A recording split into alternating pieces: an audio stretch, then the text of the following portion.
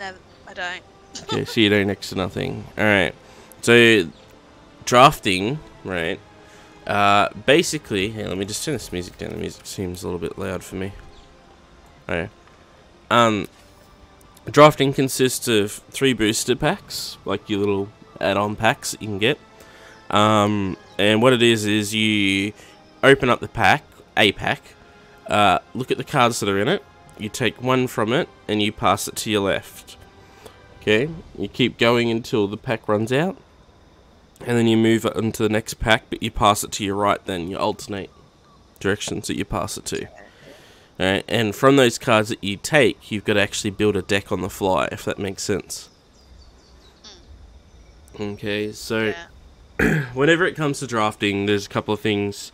Like, it helps a little bit if you roughly know the mechanics that are in a set. In this particular case, so we're drafting a cube, which could be any cards from any set. They do actually show you a card pool, but I don't like to sort of look at that.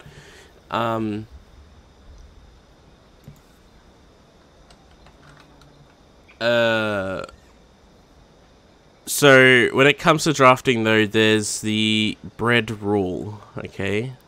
I always love this, like, when we're talking about magic, we're talking about bread, as in like B-R-E-A-D, bread. The stuff that you eat for toast, right? Okay. So bread rule is, bombs, removal, evasion, aggro, and then the duds. Okay, if you take the first letter from each of those, it spells bread. Alright? Okay. So whenever you're drafting, you draft your cards that are your bombs to start with, if you can, if they're in, like, it's always subject to what you're doing at the time. So you go, but what is a bomb, Mr. Spaghetti? I would say a bomb typically is a card that when you look at it, or if an opponent plays it, you sit there and go, oh fuck, how am I going to deal with this? To me, that is what a bomb is. Okay, if it's something that you think to yourself, if I see this across to the side of the field, is it going to be hard for me to deal with? Or, like, that's typically the way that I would look at a bomb. In probably the most latent terms.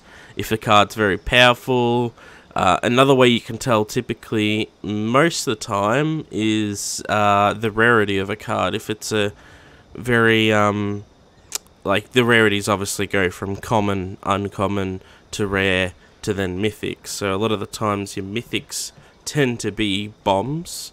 However, they do throw in some dud ones in the sets, just to, like, keep players sort of learning about what is good and what's not. Okay. Removal's an easy one. Basically anything that kills a creature, or gets rid of something on the board, sort of thing like that. That's typically your removal. Okay, that wants to be your second choice. So you go through your pack, you go, right, there's no bombs in the colour I want. Is there any removal in the colour I want? And then evasion. So evasion can be seen as a few different things. It can be whether a card's unblockable, like it can't be blocked, or whether it's hexproof, or has any of those special abilities, basically, like, say, double strike, or flying, or any of those sort of things. Okay, that counts as your evasion stuff. Aggro is generally stuff that's really quick, because the thing with draft as well, typically in Magic decks are 60 cards, and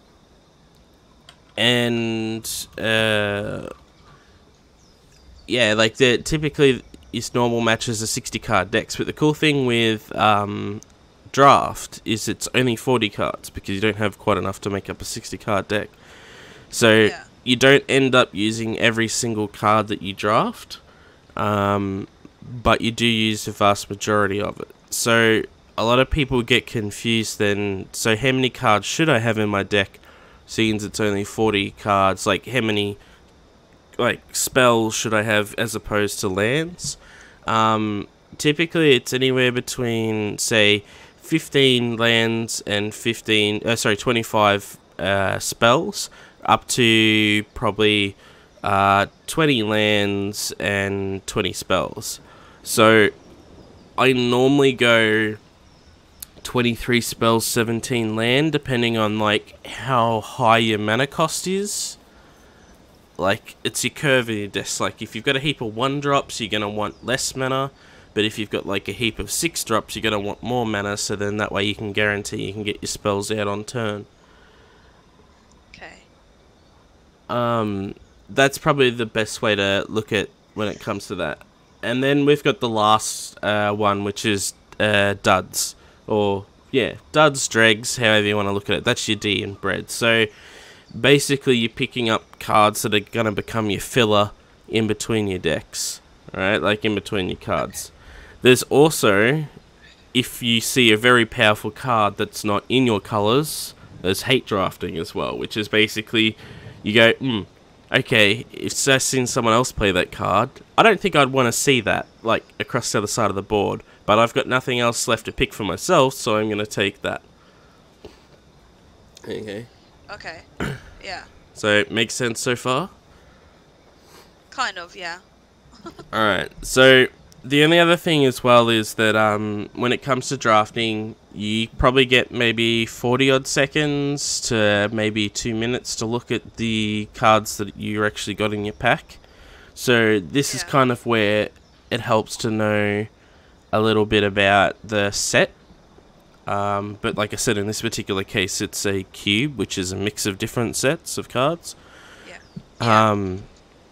But yeah, and the other thing as well, whenever you're doing this sort of stuff, don't get a certain colour in mind that you want to draft.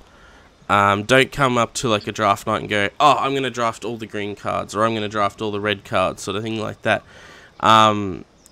It's better to keep an open mind with that sort of stuff, because you're better off drafting what's good there at the time. Like, this is based off if you want to do well in a draft. If you just want to fill out your deck and stuff like that, or make your deck better, then yeah, draft the cards that you need. And that's the other good thing about draft as well, is everyone's on the same playing field, because everyone's from the same pool of cards. Doesn't matter if they've spent hundreds of dollars on another deck and you've only spent 10. When it comes to draft, as long as you get the cards that you require to make your deck better on the night, you're on the same playing field as what all those people that have spent hundreds of dollars on other Magic product. Okay. But you can also, draft is also a good way of looking at filling up your deck for cards that you need for other formats and stuff like that. This particular one, however, it's only a phantom draft, so that means that basically anything that you pick from the boosters isn't actually, you don't get to keep it. So you're better off just building a good deck rather than trying to build for cards that you want. Okay, dokie. Alright, so we'll jump into the queue and we'll have a look. So how many people go in the queue? I think it's 8 from memory. Yeah, it's 8.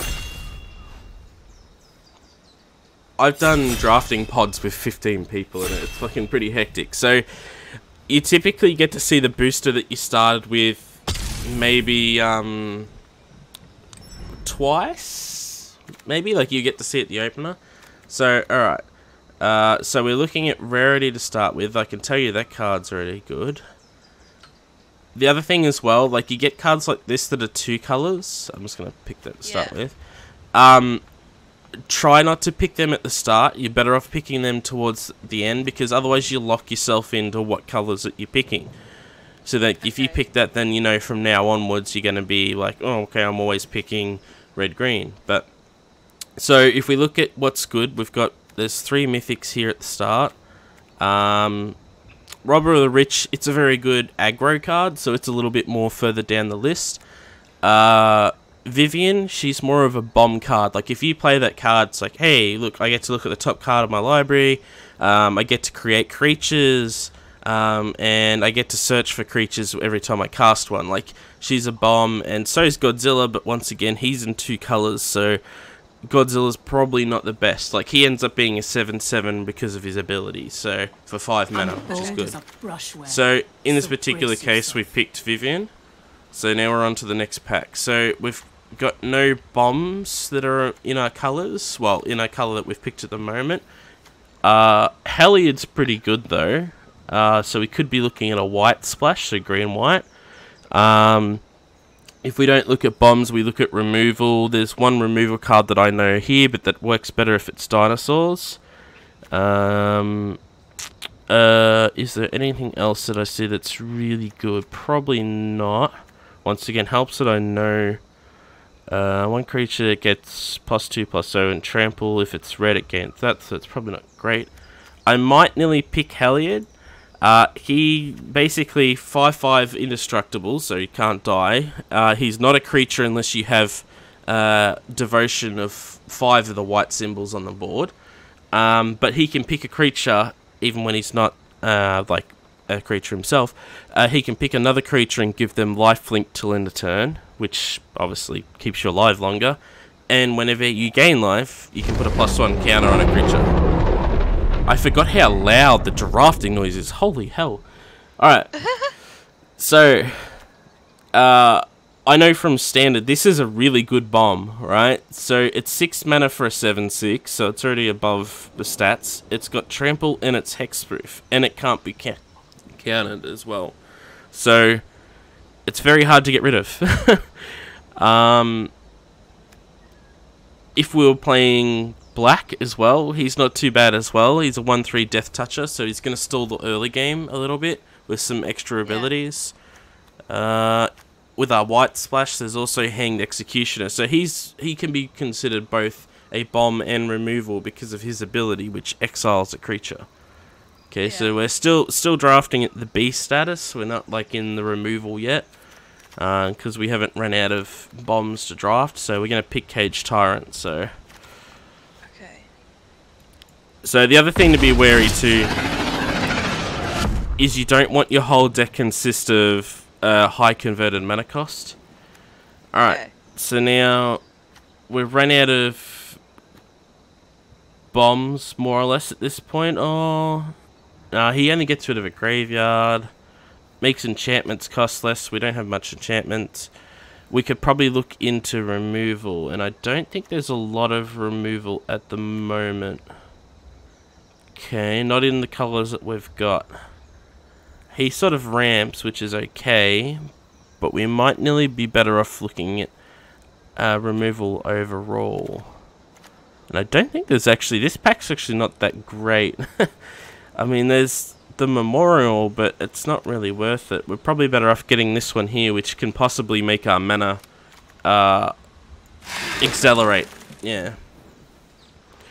Okay, so... You can't lose the game and your opponents can't win the game. It seems strong. It's very strong in the right circumstances. If your opponent doesn't have any removal, it can be one of the best cards. Which one? The one that's next to the gold looking thing. That one? No, there's a gold card at the top there. You got one next to it. That one? Yeah. So this is a removal card, basically. When it enters the battlefield, you can remove basically a planeswalker or a creature. I'm probably... I kind of want to see this work. It might sneak us out some games. So we'll fall for the Platinum Angel trap, alright? Okay, so we're back in here again. So we're in green-white so far. We could technically splash if we need to. So we've got Mentor of the Meek, so creatures with power 2 or less. We don't have many of those. Beast Whisperer, whenever you cast a creature card, draw a card. We've got probably 3 creatures so far. 4. Draw cards equal to the greatest... no, we don't need that. Haste setters get +1/+1. Probably going to go the Beast Whisperer, because, I mean, he's gonna draw us more cards overall, so it's going to keep more fuel in our hand. Alright, so now we could go, so there's nothing really in our colours. This is when I think we've nearly got down to the dregs, because there's not even much removal. This guy here, he searches for a land, puts it onto the battlefield, okay. That might come in handy. There's this guy here which taps for mana, or there's mana that's in our splice. By that I mean it taps for both green and white. Go for the mana. Yeah, that's what I was thinking too, so more than likely we won't see it come back again, so Now, we're probably looking at removal. So there is this one. It makes non-Archon creatures It's pretty.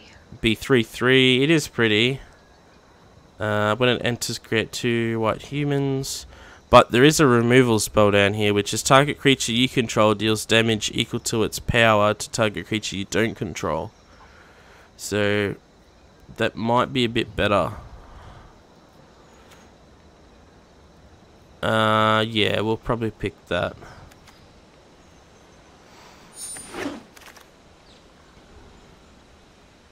Now we're back to our first pack. So we can tell that no one's really playing probably red because they might have taken these cards.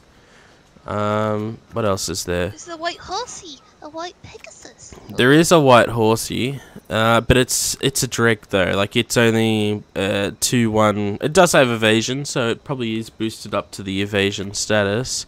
However, there's a removal card here as well, which is enchanted creature you control fights another creature you don't control, and you boost its defense in the process. So we'll take that one.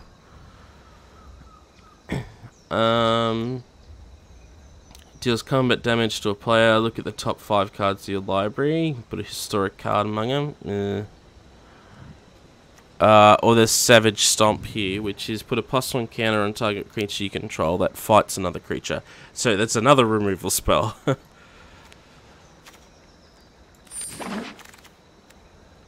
Alright, so we could either look at a splash for black cards to be able to get him, which would probably be pretty good. Or there's a white removal card here, but it only hits things with converter mana cost 3 or less, so it's not too good. I'm going to probably vote for a black splash. Just because we've got these other fight cards, he works really well with them. Now we're getting pretty much the dregs. I mean, we could probably look at the Resourceful Cleric to get rid of our opponent's graveyard. Might come in handy, as we don't really have anything else. But I'm going to slam it straight into the sideboard over here, because we're not going to use it. Not in our colours, not really in our colours. Creates 2 sapling tokens. That could come in handy, I guess. Okay, so exile target creature you control and return it to the battlefield. Creatures you control whenever attack. Okay, apparently we ran out of time. So we'll pick that one. That's the thing too, it gets quicker when you get towards the end.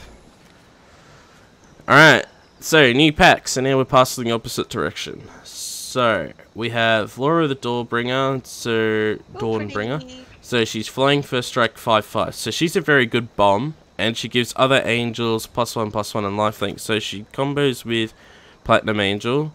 So far, I think that's the only one that we've got. The fairy one looks pretty too, but I'm guessing that's really weak. The fairy one, this one.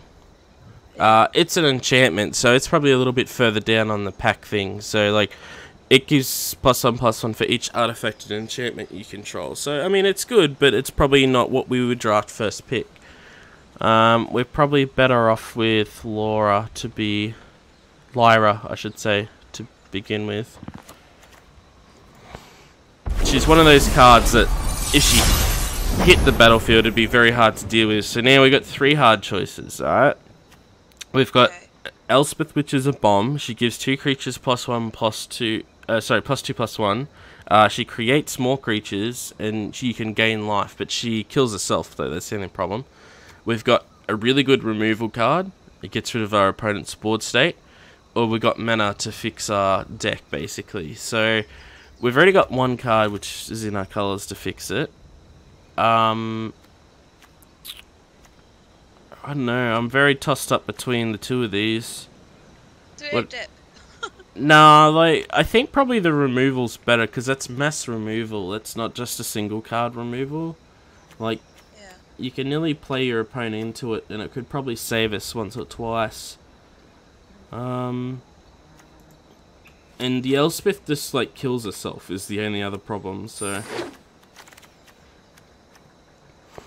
Alright. Now we're on to the next pack. So the first 2 cards aren't in our colour. We've got Nyleera. So indestructible. As long as your devotion to green is less than 5, she isn't a creature. Creature spells cost 1 less to cast. It's not too bad. Reveal the top card of your library. If put it into your hand. Oh, sorry. If it's a creature card, put it into your hand. Otherwise, you may put it into the graveyard. That's not too bad. She churns us through. Nyx Lotus enters tapped. And we don't really play in a single colour. Probably might get her. I mean, when it dies, put a +1 counter on a creature you control. Has flying as long as you got the city's blessing. Yeah, no, we'll go the green one.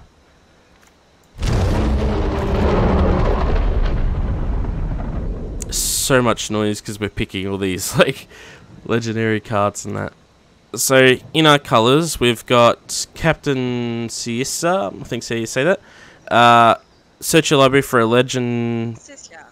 Yeah, legendary card. Reveal it and put it into your hand. So that's like this one's a legendary card. That's a legendary card. That's legendary. Her name is legendary. Sisei, I think it is. I think that's probably worthwhile grabbing because most of our deck is legendary. And it'd be handy to be able to grab any card that we want more or less out of our deck as we're going. So I might pick that one. I think everything else is not really sort of what we want. Oh, now Questing Beast is a bomb, alright? So we've got those fight cards which are really handy to start with. Vigilance, Death Touch, Haste. Alright, and it can't be blocked by little creatures. And if damage would be dealt by creatures can't be prevented, and also it deals damage to an opponent, it deals that much damage to target planeswalker that opponent controls. So it's an assassin, more or less. The only other thing we probably want is maybe Fauna Shaman, but this thing's too much of a good card to let it go by, so. Alright. Oh, we got another angel card. So, at the beginning of your end step, if you gain 5 or more life this turn, create a 4/4 angel token with flying. So, that actually combos quite well with Lyra and Heliod. So, I mean, he can give another creature lifelink, so.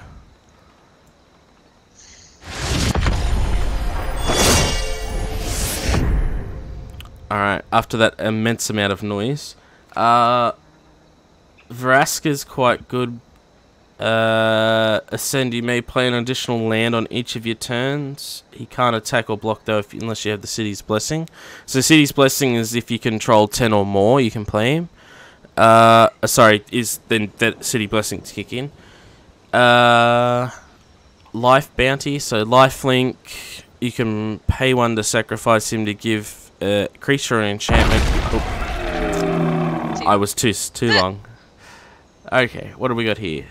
Rivian's Arkbow. Discard a card, look at the top X cards of your library. You may put a creature card with converted mana cost less among them onto the battlefield. Put the rest on the bottom of your library. Top X. Oh, okay, so you can filter through your deck for creatures with that. That's interesting. Might pick up that one. Go and do it because you are. The time is going fast, so it's probably best to pick the first thing you see at this point. Probably take the Gilded Goose because of the fact that it's also a mana ramp spell, more or less. Creates food tokens, and we can use those food tokens for mana.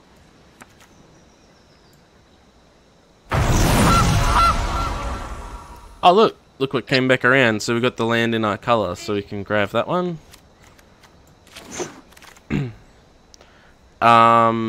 We'll probably grab the mana rocks at the moment. We do have a lot of green and black, hey? Green and white. Green and white, yeah. That's the main colours we're going for. Yeah. What do I want? That 1-drop. I'm cracking that, apparently. Choose one on both. Target human creature gets +1/+1 indestructible. Target non-human creature gets +1 indestructible. That's probably fine. We'll take that. It's a little bit of combat tricks. We probably won't use all these cards either. Enchanted creature gains +4/+4. When it's put into a graveyard, you create 2 wolf tokens. Yeah, You got to use that one because it's wolf, you And now see, we've got dregs because neither of these cards are good for us, so we'll take that one. Oh, and look, we got a 1-drop that's in our colours, the protection guy. Alright, so now we're on to our last pack. So, Pulchrinus, so we've sort of gone away from the black, so we can probably take the black out. Other creatures you control get +1/+1. That's a lot of white though to cast it. 5 mana, exile target permanent and opponent controls with converted mana cost 3 or greater. Non-creature spells, return target creature spell. Yeah, that's probably not bad. Treasure map's quite good too. You scry each turn, so you know what's coming up. Probably go the bomb to start off with. Like, it's a bomb and a removal spell, so... Sorry, I had a frog in my throat. It's alright. Okay, so... we've got a couple of good cards here. So we've got Cavalier of Thorns, which is 5 mana for a 5/6. When he enters the battlefield, reveal the top 5 cards of your library, put a land from among them onto the battlefield, the rest into your graveyard. When he dies, you may put another target card from your graveyard on top of your library. Or, this one's quite good as well, because it's a multi-use tool. When it enters the battlefield, you can either choose one of the following, which is put 2+1s on it, destroy target artifact or enchantment, or you gain 4 life. It works well with the Angel. What was the Angel? 5 or more. So, I mean, it gets us closer to it. So, we might take that one. Yeah, do it.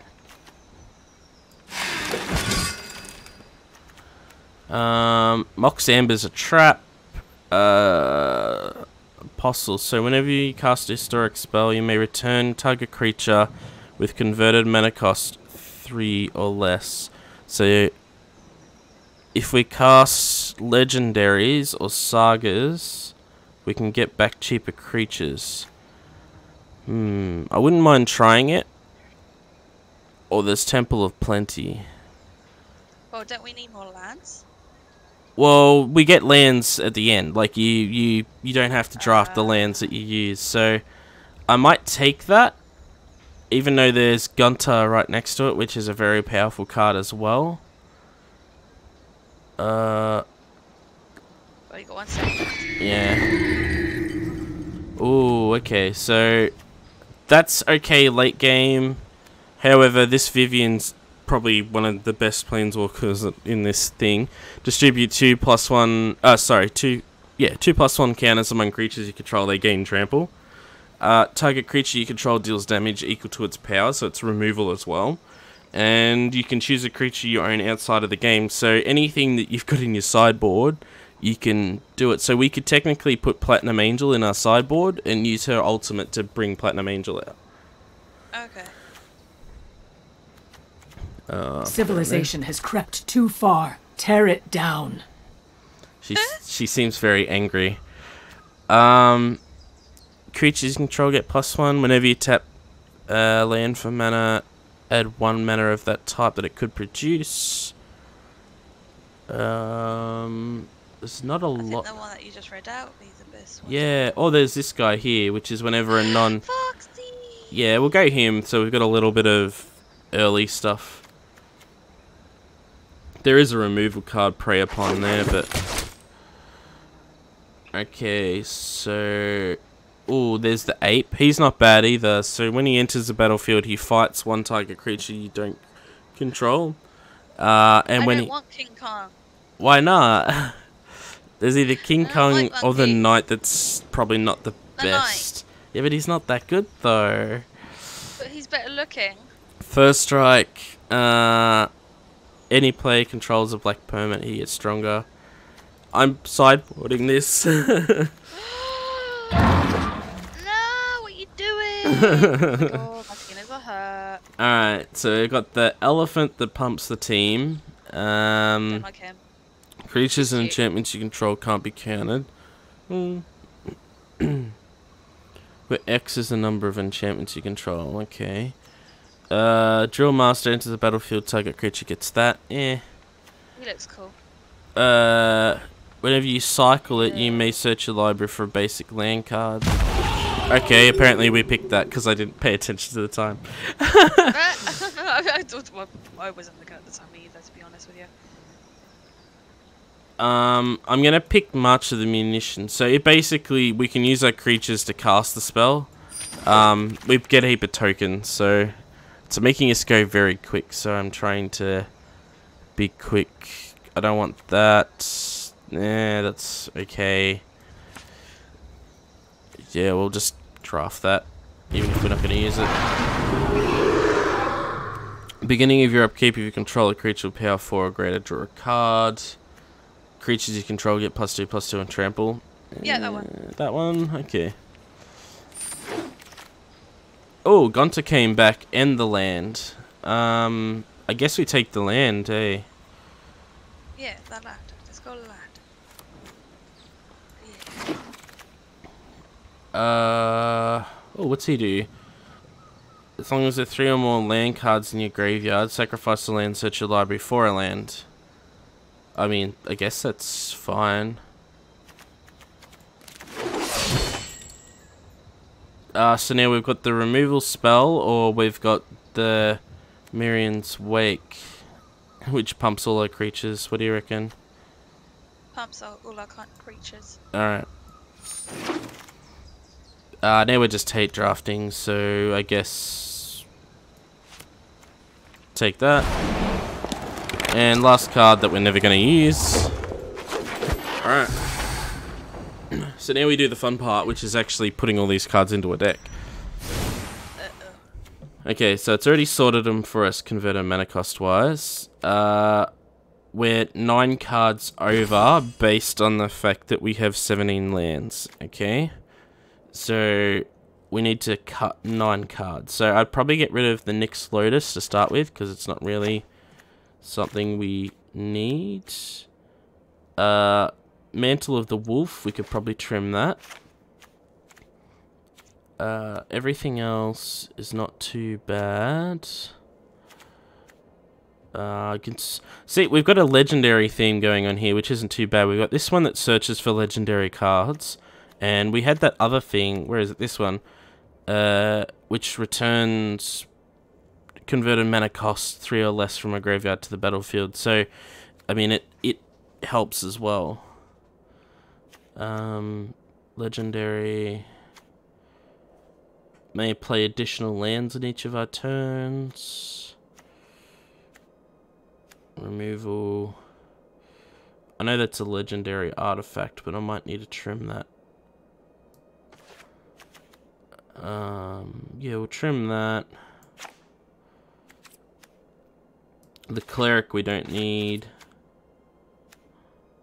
Wolf. So, okay. Let's put some land. Sacrifice lands. Search for lands. Trim him. So we're at 44 out of 40, so we're gonna get rid of 4 more. I kind of like our top end. The only thing I'd probably take out is maybe that. I don't think we need that main board. And actually, I'd kind of like to bring in, since we have so much mana ramp, bring this in. Now, this is probably the biggest thing, is trying to work out what's going to combo with what.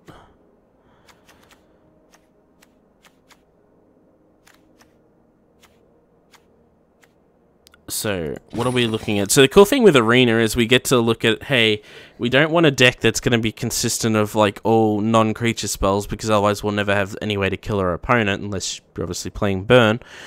But we can actually come into here and have a look. Okay, so we've got 18 creatures at the moment, and we've got 4, 5, 6, plus another 5. That can't be right. There must be double counting some creatures. Yeah, I think it is. But yeah, it tells you roughly how many non-creature spells we have as well, which according to this is like 13. Which seems like too many cards, because we only got 25 in there that are... sorry, 23 that are non-land. So we need to get rid of 4 cards. She makes creature spells cost less. It's good.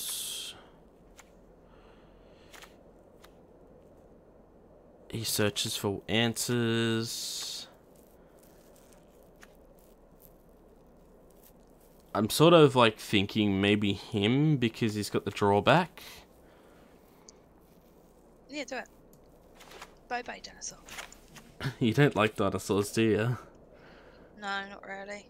I don't see what's so fascinating about them.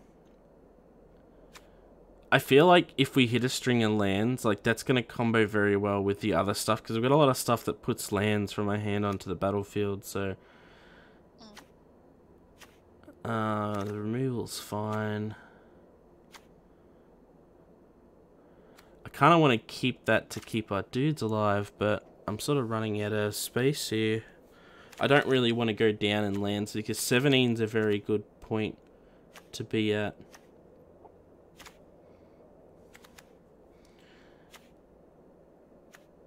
What about the elephant guy? Yeah, I sort of looked at him. So what's interesting is if you've got 4 creatures out, he only costs 1 mana because of the Convoke ability. So basically, whenever he enters the battlefield, you put a +1 counter on each creature that convoked it. So basically, Convoke is like, say you've got 4 other creatures out, you can tap them without having to attack or do anything with it, and it pays for his mana cost. Like, it adds to his colorless mana cost up the top. Oh, actually, I think it can even add to the colored one nowadays. So essentially, if you tap down 5 creatures and one of them happens to be white, he costs nothing to play, and his trade-off is he gives them all a +1/+1 counter, so they grow bigger. So I mean, like, it could pump up some of the cards.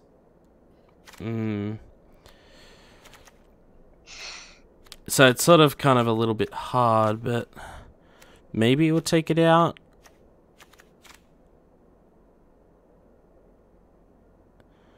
I could probably nearly trim a removal card, maybe.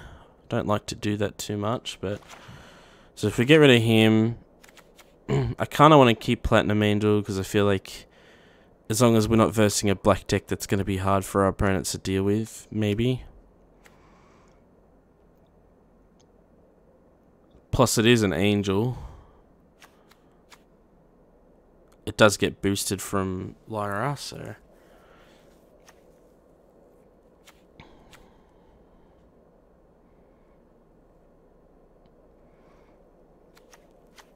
So it's always hard too. So we keep playing until we lose 2 matches. So we can go... The cool thing with draft is you can edit your deck in between games. So you can sit there and go, hang on, so this card didn't really work out the way I wanted it to. I'll swap it out for something else. So you know you've had a good draft when you're sitting here at the end and you're going, fuck, what do I take out? Like, normally it's like, it's a bad draft if you're sitting there going, oh crap, what am I putting in to fill up these spaces? Like, it's nice when you've got options to take stuff out.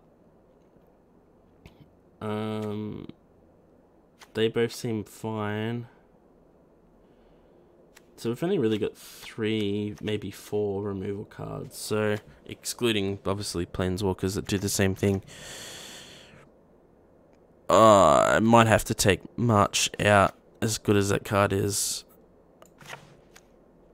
We can always put it back in. Yes, true.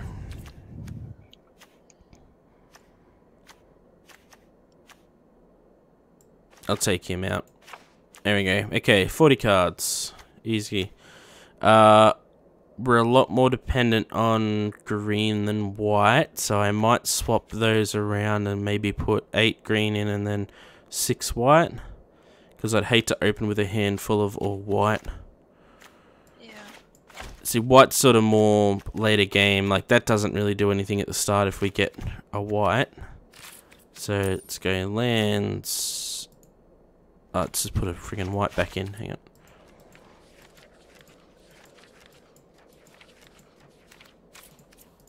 Probably quicker if I just hit that. Yeah, I was gonna say. Alright. And we got 3 sort of 2-tone lands. Alright, I think that's good. So we'll give it a go. We'll see how we go with it.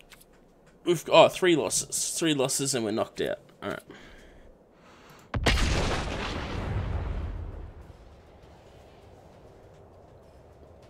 So now we're gonna.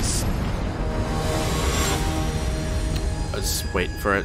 The noises are so loud. Holy shit! I'm gonna have to turn it down, I think, as I feel like I'm yelling.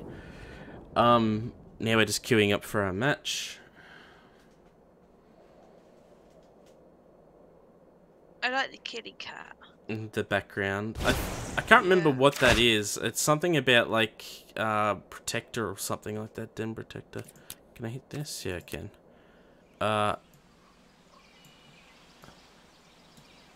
Let's just turn those down to like maybe that. Alright, so we got our opener. So this isn't too bad. We got a 2-drop, some removal, turn 3, 4-drop. We didn't. Platinum Angel's probably the worst card in it. But we have a 2-tone land to start with, and then some other mana. So this is actually probably a really good hand because we got 3 mana, some spells, and yeah, and we go first too. So we'll keep this 7. So I'm going to start with the Blossoming Sands, and then because it enters tapped, and we gain a life with it. Yeah. Alright, so Blossoming Sands, enters tapped, we gain a life. So my opponent played a 1/1 that puts 3 cards into their graveyard. That's fine by us. And it also does it when it dies too, so... oh, he's Flash Reach, so... Because he's Flash, we'll play him in our opponent's turn. No reason not to. Means if our opponent's got removal, they've got to have the choice of playing removal, or we could play it now and block.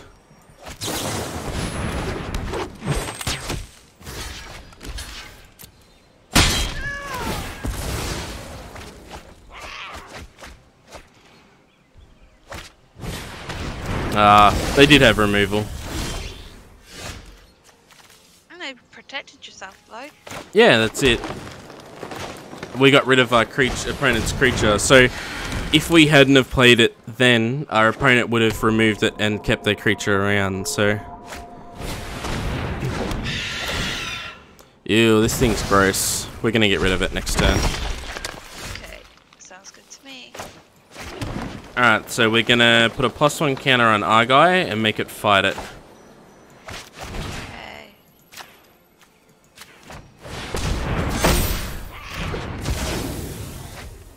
And then we're just gonna pass turn. Choose attacks? No attacks. End turn.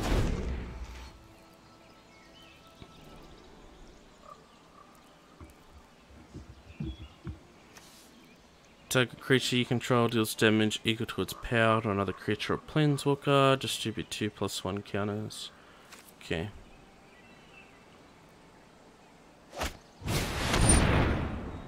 Oh, okay, so destroy target creature with power 2 or less.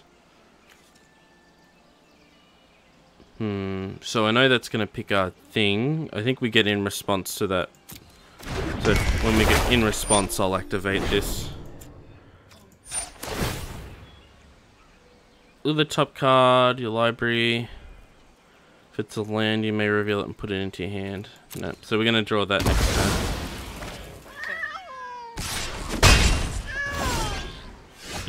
Alright, so we're going to have to take damage from our opponent next turn. Target opponent reveal, you pick a non-creature, non-land card from it. You're probably going to have to play this. Just so our opponent doesn't take it. Yeah.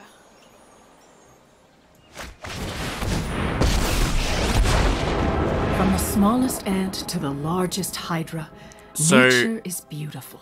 +2 is you can put up to 2 +1 counters on up to 2, so you don't have to put them on something. So I can still activate it and just not put it on anything instead of having to put it on my opponent's thing. So my opponent will get to take nothing from my hand, which is good.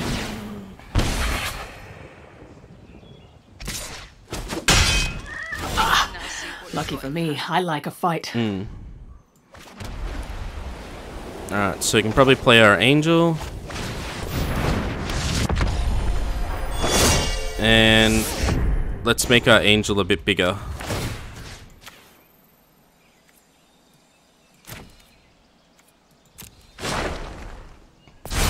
I'd get out of the way if I were you.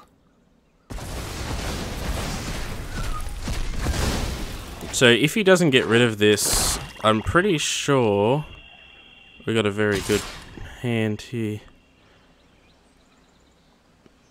I'm actually going to let her take that 3 damage in case our opponent's got some way that kills this. She can survive the 3. Well, you're annoying. So they had something anyway. That's fine. We got a questing beast here, which will piss our opponent off, so...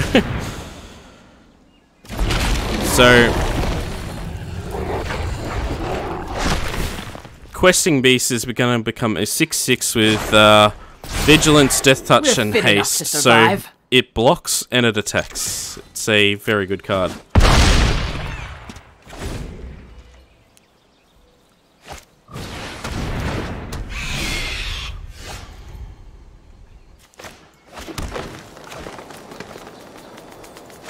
Alright, we'll play that. Let's make our questing beast bigger again.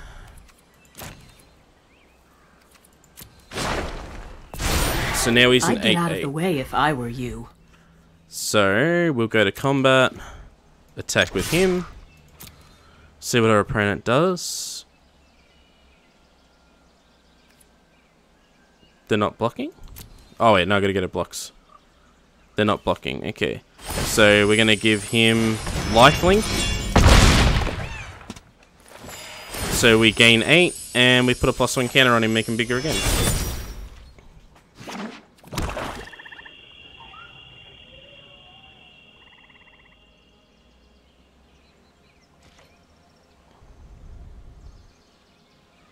And now we sit here waiting for him to decide what to do. Yeah.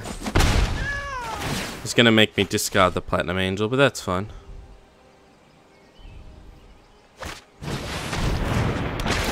Okay, he's gonna gain life. That's fine.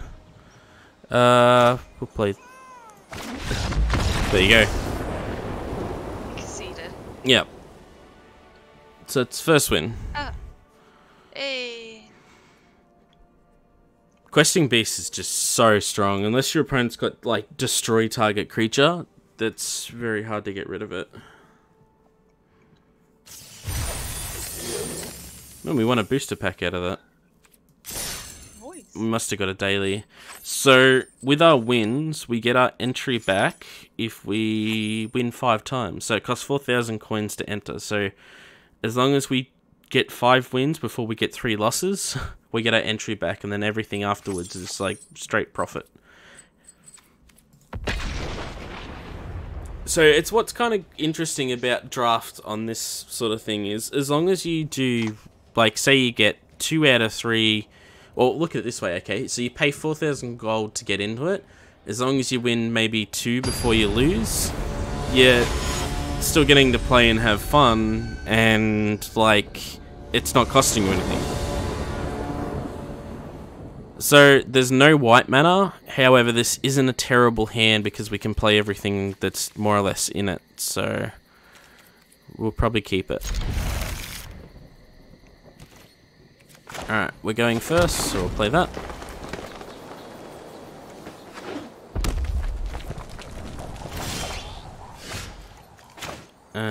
We'll play it, Dryad.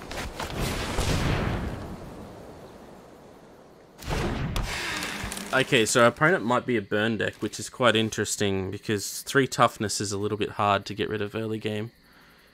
Yeah.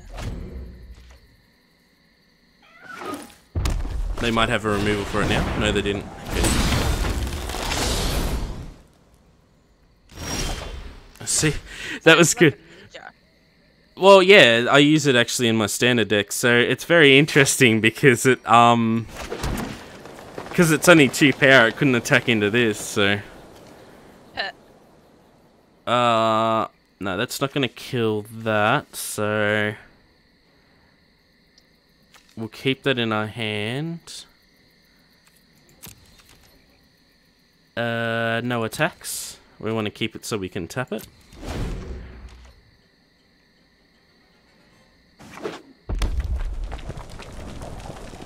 Their opponent will probably remove it and then attack through, but... Little kitty cat is so cute. He's scratching. Alright, so activate the ability on it. We'll look at the top card. If it's a land, we get to put it in our hand. It's not, but that's fine. Now, it's a sorcery speed spell, so we might use that now. Target creature I control fights target creature I don't control.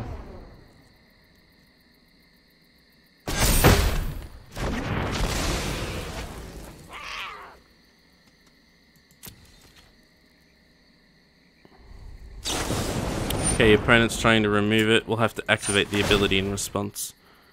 Yeah, we'll take action.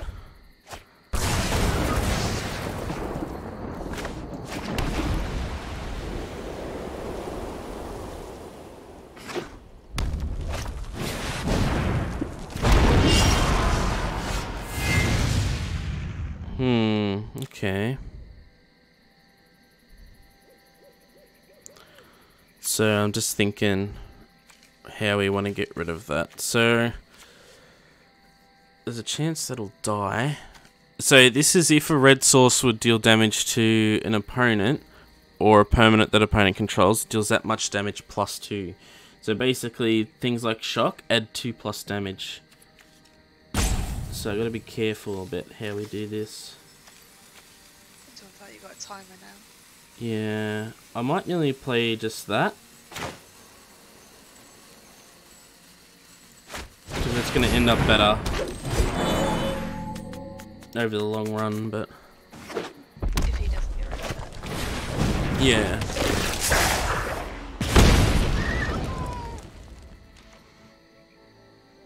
Little kitty. So I'm going to have to take this because he's going to deal extra damage to this guy otherwise, so...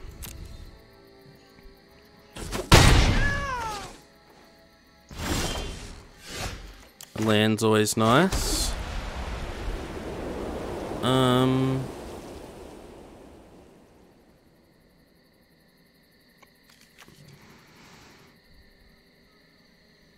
just trying to think of a way that I can cue this to be a thing. Creature spells cost 1 less to cast. No. You need to tap like this.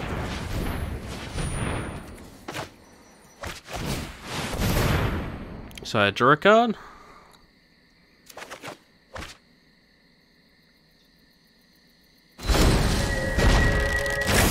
And then he only cost 1.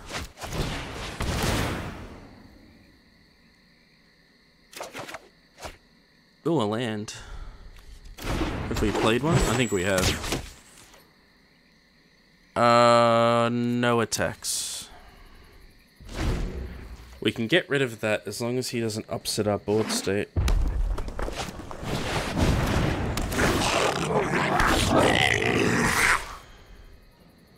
Yeah, that's fine. Gobble, gobble, gobble. The goblin. Yeah. Gobble, gobble, gobble.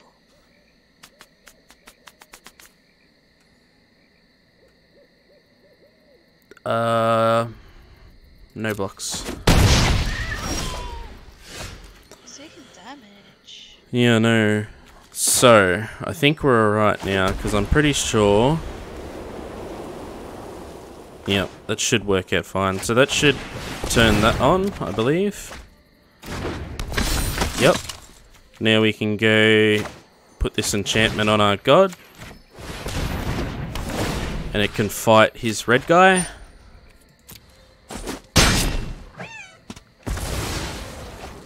Alright. We can go to combat. Does this have vigilance as well? No, it's just indestructible.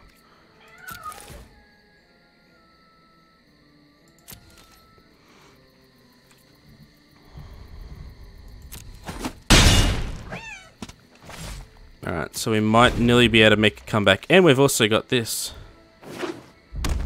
Tiger!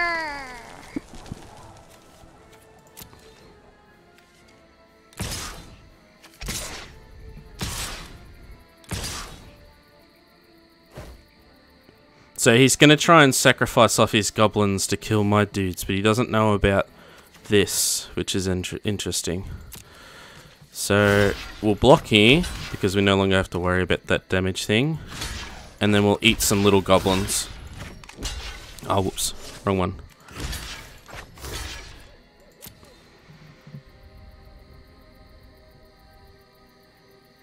Is that a goblin? No, it's not.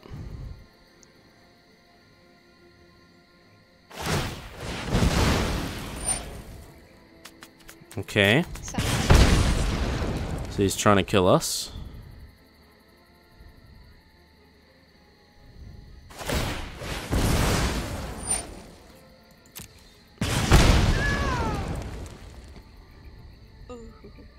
It's getting close. Oh, okay. Don't have a way to stop that. Deals 4 damage to any target. So we lost this one. There's not much I can do about it. Oof. So that's a red aggro deck. So I don't think there was a way that we could have played that any better.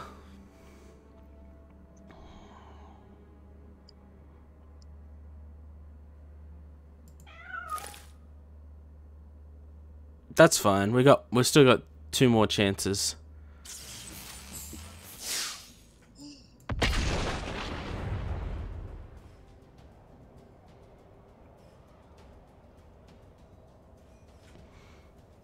That not being able to get rid of that dude that does double damage earlier on probably was like the biggest problem then.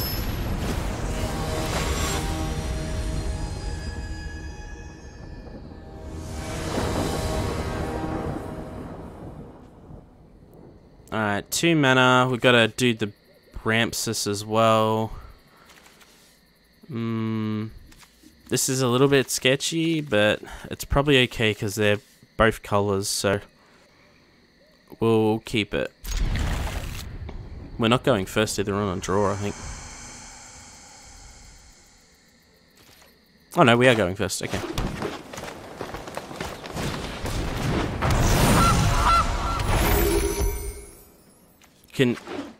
It looks like the Golden Goose set of the fairy tales. That's sort of what it's based off. Looks like it, yeah. Oh my god, my opponent made me mill. Okay. What did they get rid of? Some lands. Okay.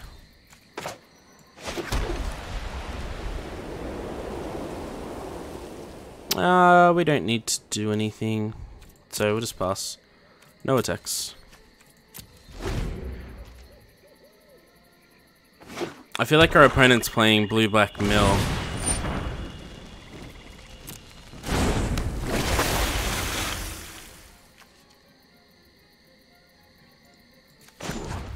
Just create a food token, I guess. Alright, questing beast. Out you go. Auto pay. Sacrifice the food. So, interestingly, our opponent can't block this because he can't be blocked by creatures with power 2 or less. So it's got 0 power. So, yeah, nice and easy.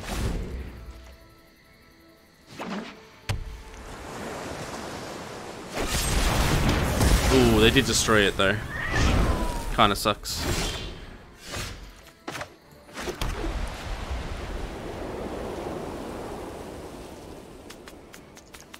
Let's play this one. We got another birdie. And we've got a way to protect it next turn too because of Fighters 1. So... You can no way, you can't because he's tapped. Who? No, you can't. It can't attack. Well, you could, but it's 0 power, so it won't do anything.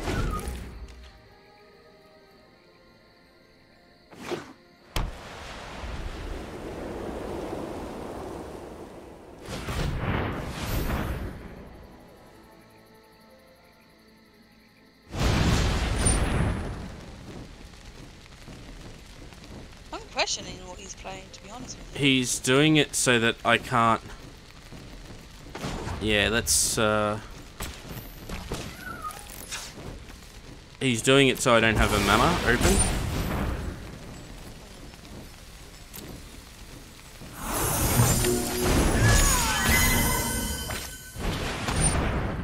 Ah, okay, so it wouldn't have mattered anyway.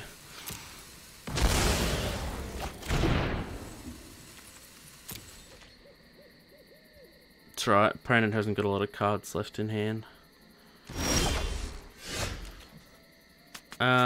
We can play the goose and hell it out.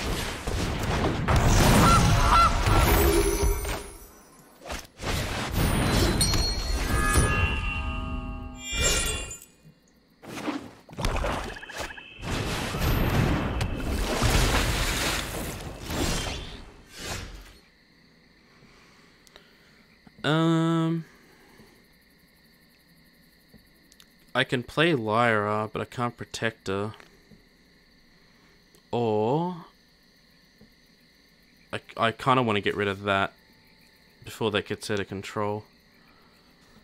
So I have to use 2 cards to do it though. Gross. Oh, no, actually. Yeah, I can just do that. Okay. Auto pay.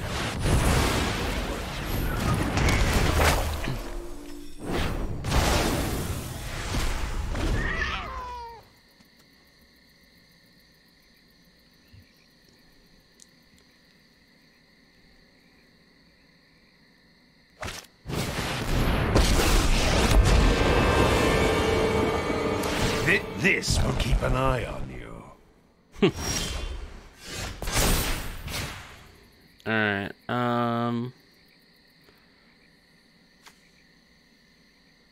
colorless artifact token. So it's going to cost more for my opponent to target me with stuff this turn. I could make my goose bigger. But I kind of want to get Lyra out. What else does it do? Draw card. If you control 3 or more artifacts, draw cards. I'm probably just going to pass. Yeah, we'll pass. Is she legendary? She is. No attacks.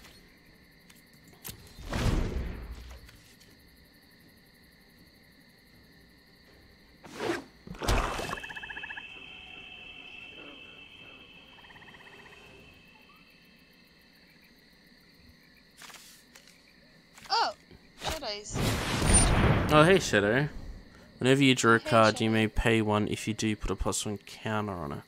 Okay.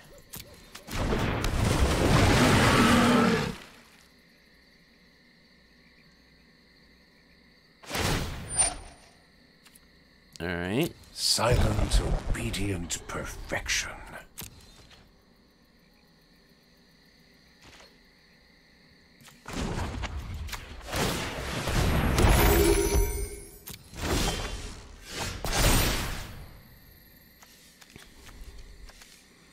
Questing beast seems really good to bring back.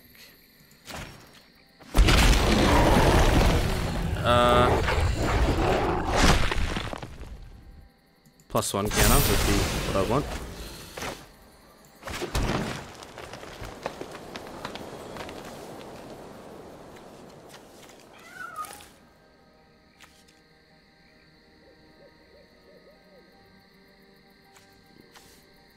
So he can't block it at the moment.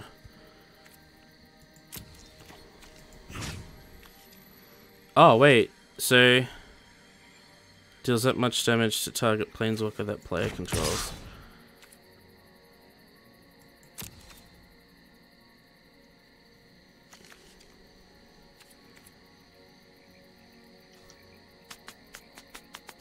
Yeah.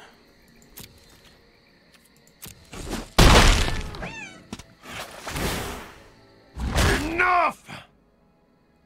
And yeah, we'll play Lyra as well.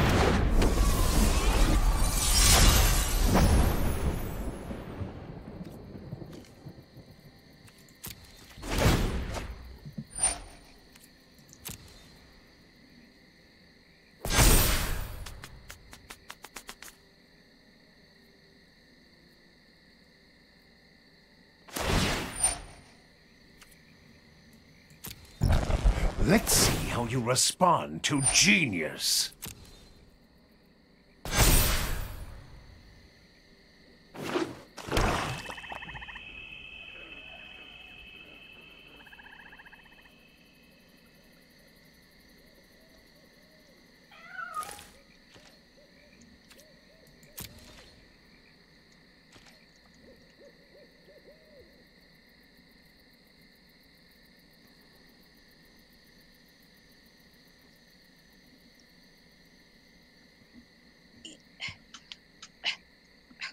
I'm very interested to see what my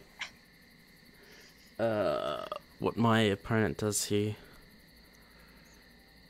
He's taking her or he this time.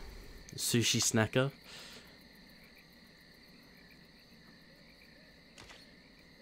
Okay, my turn. Alright, is there any reason that I would need to play that land untapped? Not currently. So... gonna do this to start with. Target creature I control fights a creature I don't control. Wouldn't that kill it off? No, because mine got 5 toughness. It's only 5 power. Plus I get a +1 counter on it as well.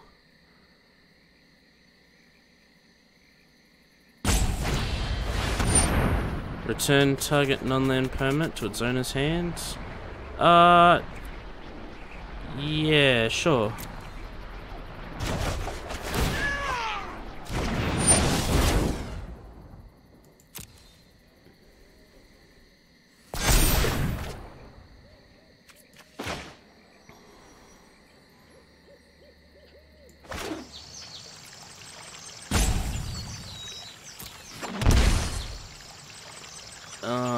Cause I want to play that back out.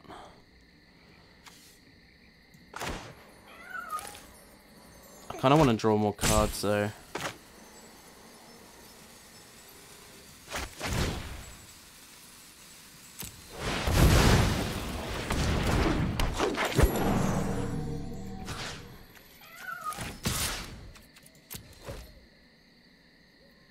They have to block with one of these if they want to save him.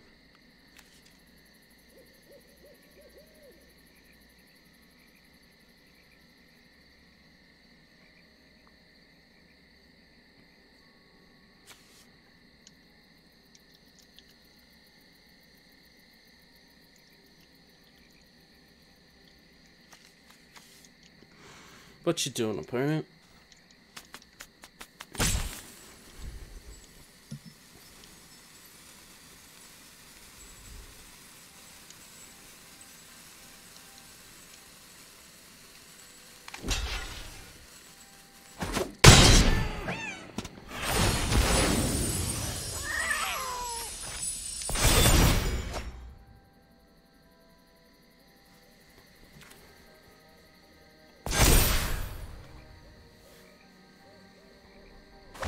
It is the ideal subordinate.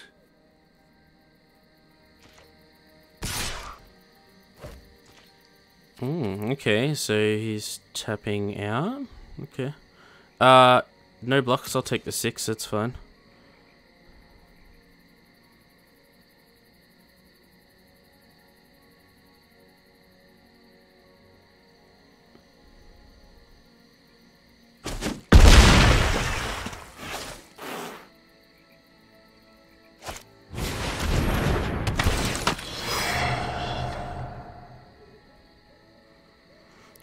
Target opponent looks at the top 3 cards of your library, separates them into one pile into your hand and the other pile into your graveyard.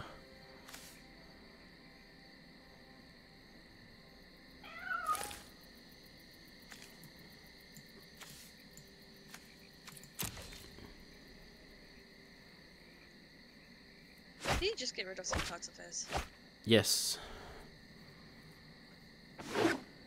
He had 3 cards to choose from. I made him keep the stuff that didn't really concern me too much.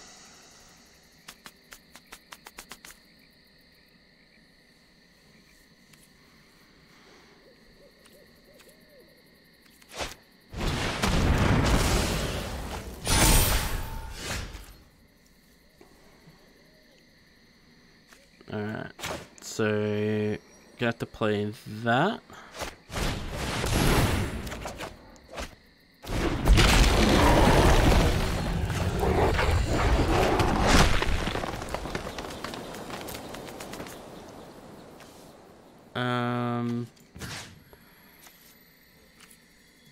Might as well try and attack my opponent.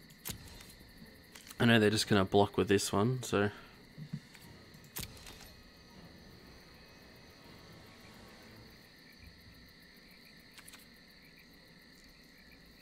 Wait, did they no block? Okay.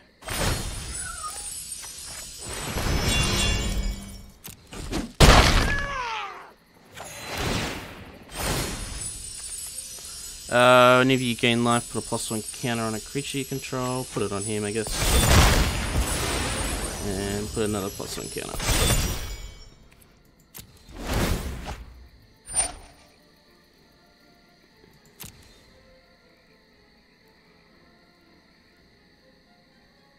I suppose this person hasn't conceded yet.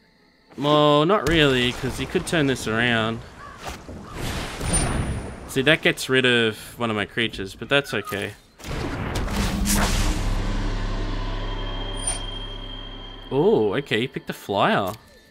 That's not what I picked him to pick.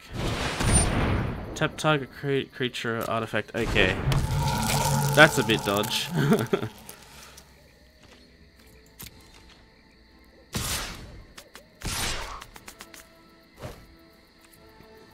That's why he wanted to attack with his flyers. Yeah.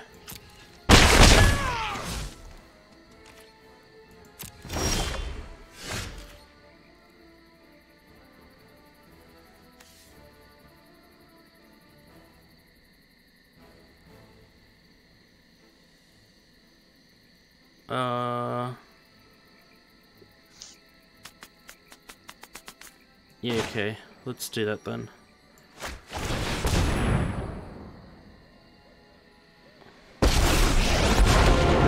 Close your eyes and listen to the sounds of the wild.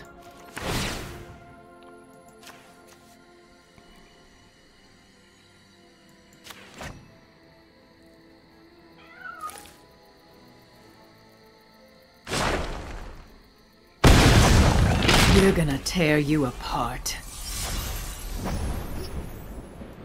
Then you got your card back. Yeah, and I'm kind of curious whether he's gonna block. Is he attacking? No. Okay, so he's tapping down that. I'm gonna lose this next turn because he's gonna tap it with that. No attacks.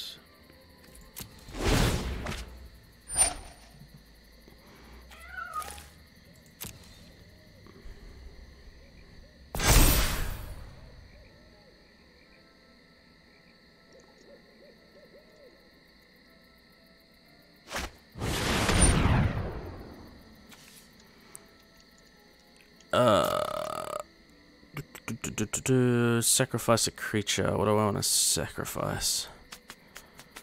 I don't want to sacrifice the dude that's going to give me gas, but... Huh. Just a little thing. My stepdad is watching you. He likes magic too.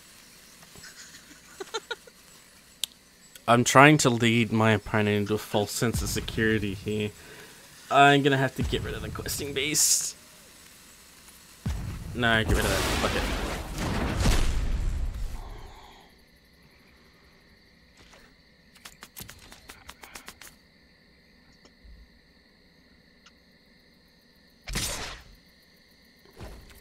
I'll let that happen.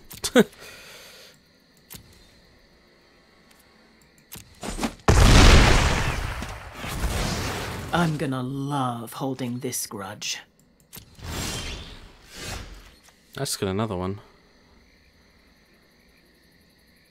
I kind of want to keep that for like afterwards. Afterwards? Yeah, so unless my opponent really knows what's going on, I'm gonna make it look like I just don't have anything. And I'm hoping he'll use that to tap down that and then attack with everything.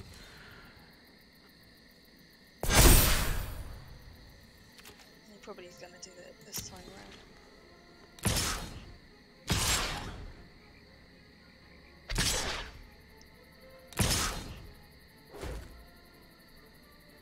around.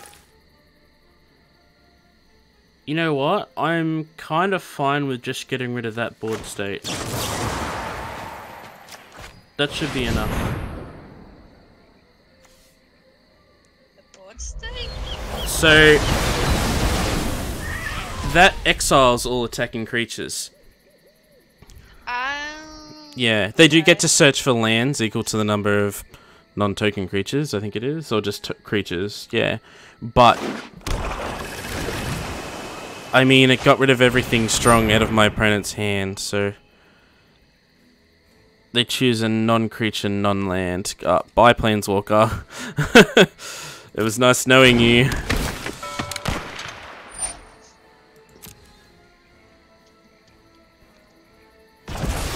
I hate this. So now I just need a string of creatures. Or a removal spell would be nice. That's neither. Mean. Alright.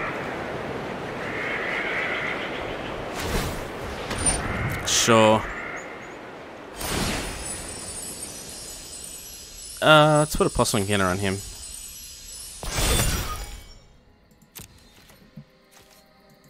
And you know what? I'm still going to attack my opponent. Because what the fuck not? Yeah, exactly. Let's give him lifelink. So we've got like oodles of life then.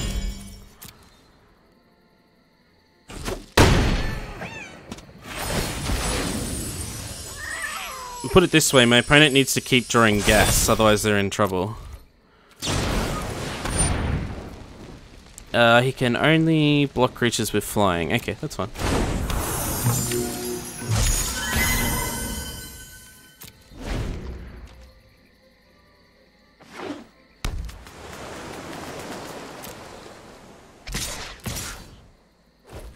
Okay. Take 4. Hey, that's a good card to get. Okay, let's cast this one, draw a card. Oh, that's a very good card to get. Is that instant? That is instant. Okay, we will use that during my opponent's turn. Is he a human? Oh, he's a human. That's even better.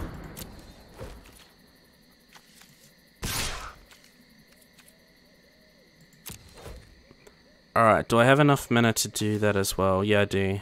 So let's give him lifelink, so we can boost up this guy.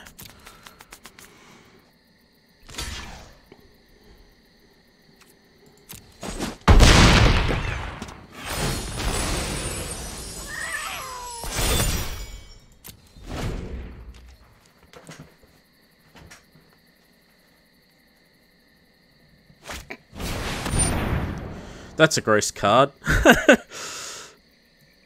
I don't like it. I think it's gross. Let's slow this down. Probably gonna. What does it do? So basically, he gets to untap 2 lands, he gets to draw a card with it. He can return a non-land permanent to its... put target non-land permanent third from the top. And you get an emblem with draw a card, you gets to exile something. Yeah, that's fun. Draw your card, sir. Whenever you draw a card, each opponent puts the top 2 cards of their library into the graveyard. Okay. Alright, so target creature you control deals damage. Let's go... You can deal damage to that.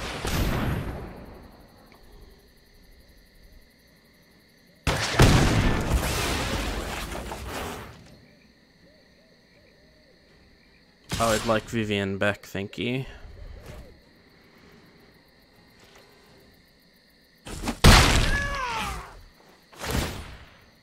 He draws a card and untaps 2, so I've got to put 2 into my graveyard. No? Okay. But that was how it worked. Maybe not. I want to search my library for a legendary card, I think.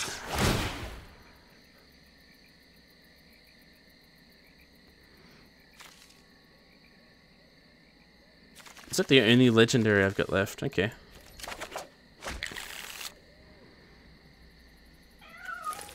So if I play you, I have 4 mana left over, and then I can have 5 if I play that. Alright, let's do that.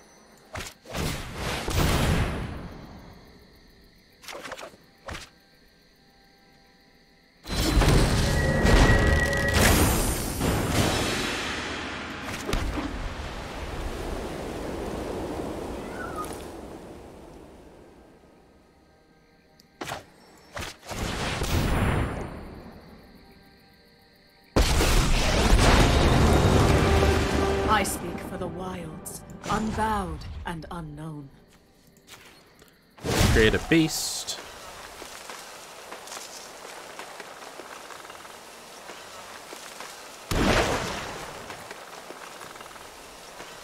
Good trample. I call, and Ikoria answers.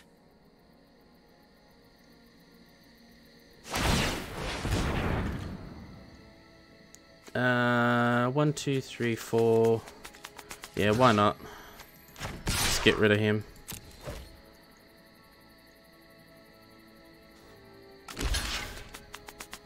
Okay, they're blocked. That's fine.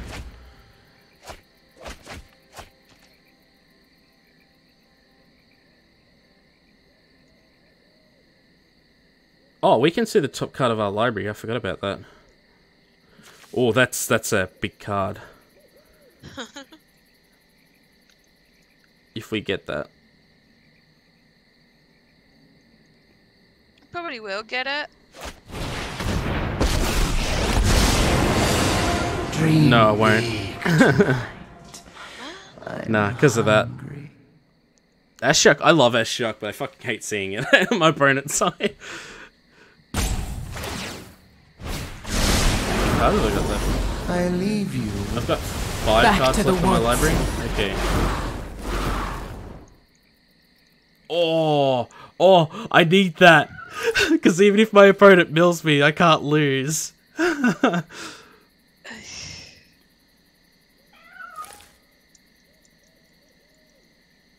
What happens if your deck runs out? I lose the game. Fast.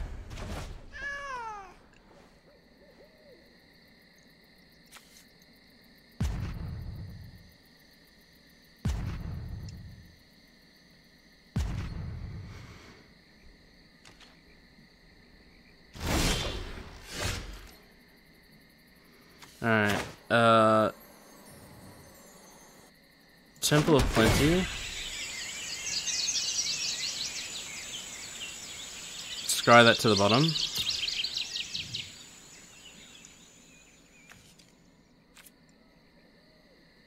So I need to play the Angel. My opponent can't return it, can they? No, they can't.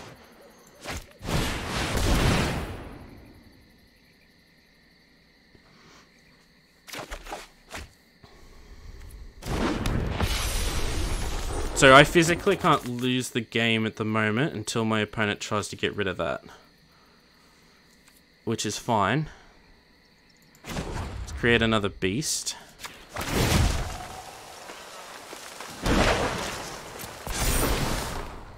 Every day is a new mutation.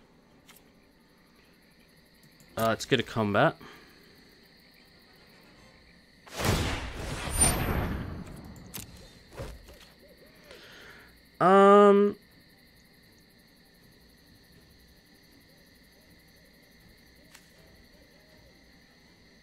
Yeah, okay, so let's go them,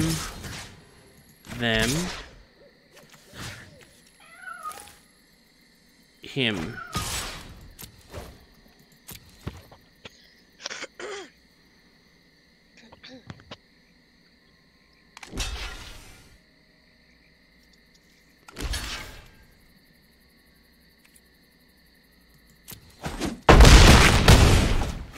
Okay, that's fine. Now, hopefully, my opponent doesn't have a way to return this back to my hand.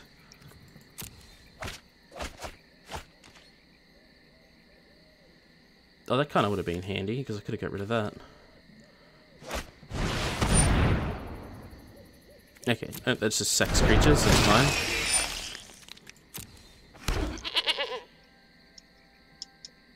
They get a goat. Yeah, I know, it's a funny noise, isn't it?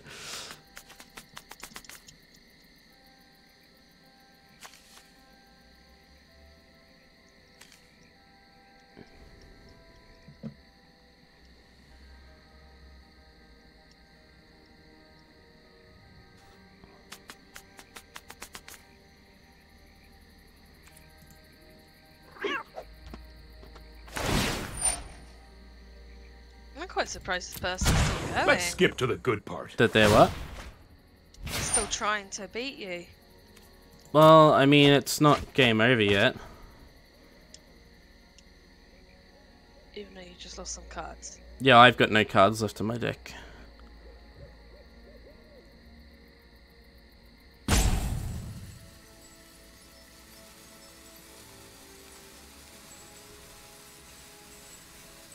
That person thought he was probably going to win, but...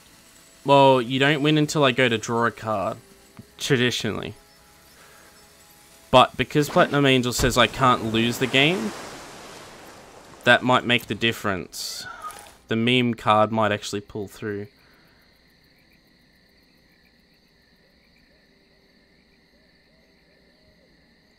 I've got to either deal with that or kill them this turn, though.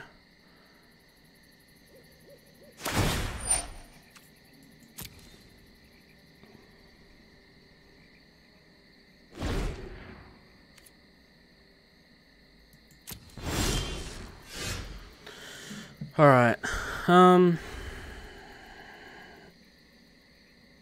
he's got the same amount of blockers as me. Why not bring the last two out? Who? Me? Yeah. Because I won't get another turn. So if I basically don't kill him this turn, he bounces this back to my hand and I lose on my next upkeep.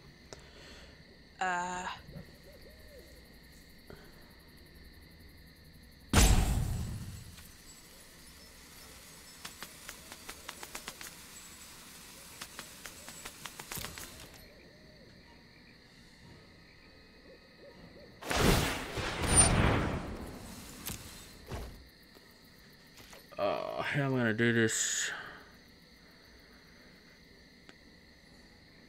They got trample. He blocks one, and then he puts 2 on the other one.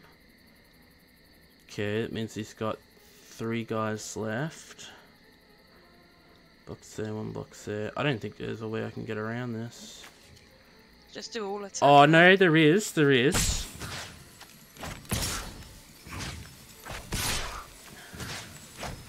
I have to do it like this though.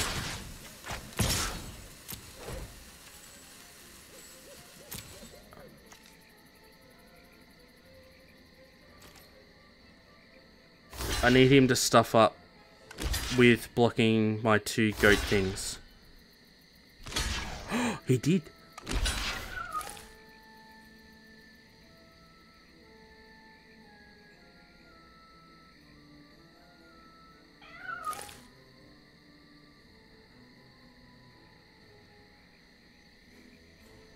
Okay.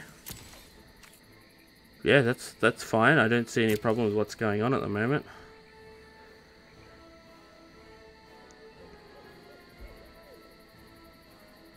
It's kind of nerve-wracking.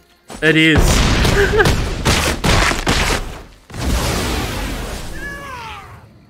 Alright, due to the way my opponent blocked, I think I may have this.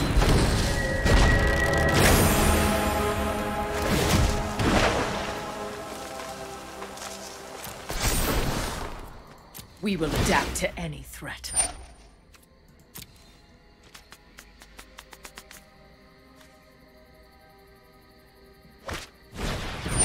Ah!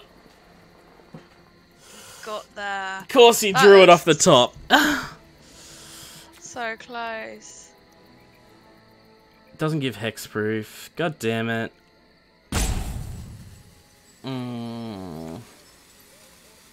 Is there any way to confuse him?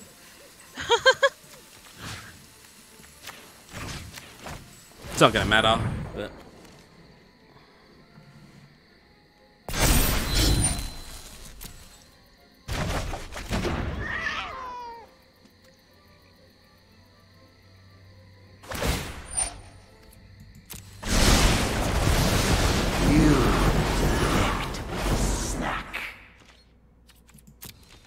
Of all of your cards. Yeah. It's a viable strategy, but it sucks because it doesn't matter how much health you have. It's a thing. I would have had him this turn. That's really sucks. I don't think there was a way that I could have done it where I would have actually trampled through and hit him enough. Like, I don't think there was a way there either. So I had to get rid of the Teferi. Just sucked that he top decked the answer conveniently. Alright, you got one more loss.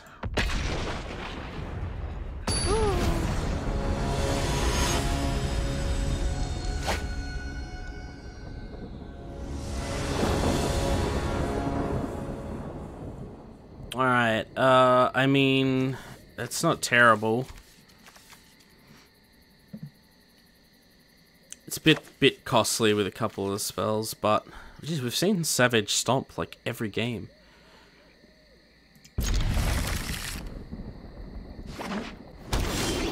Ooh, red deck.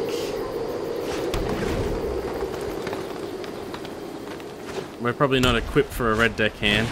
Oh no, red white, that's fine.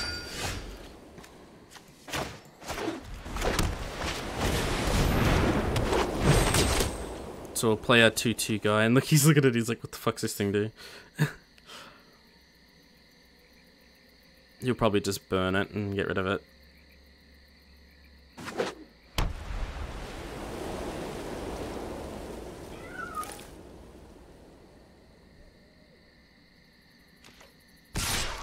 Is that like hexproof? Just hexproof from black, okay.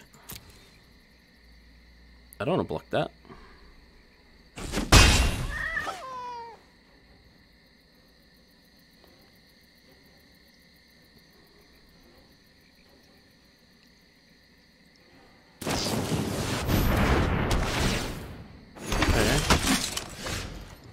Ooh, Temple Garden. Does that change what I want to do? Maybe a little.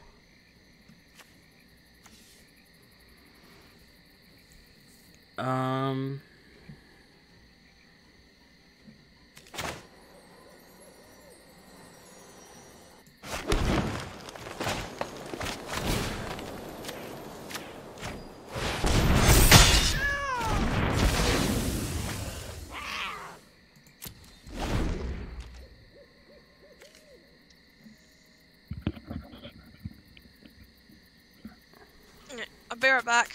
Alright. Go use the lady's rest womb. Fair enough. Burp. Alright.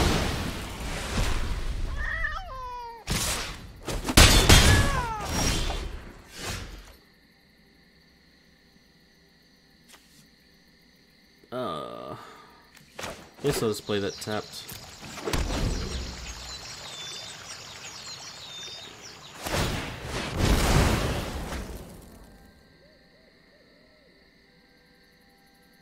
Guess I'm playing for Carnage Tyrant now.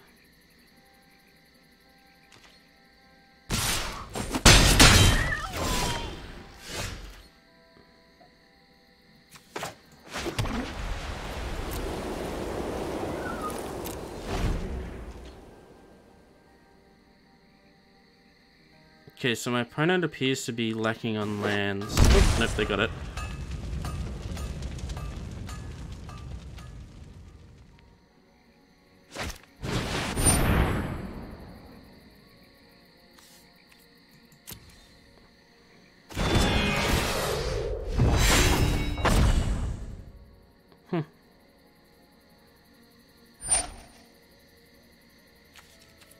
Okay, so they get a Vigilance. Oh, do I want to take 4? Negative. I don't think I want to take 4.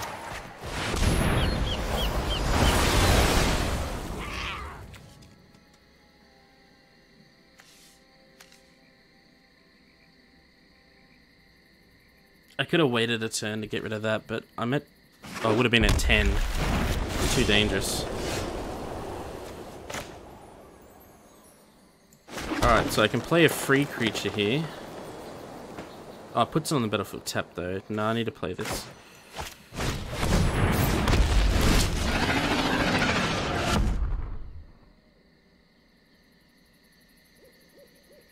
Yeah, you're gonna have a good time dealing with that opponent.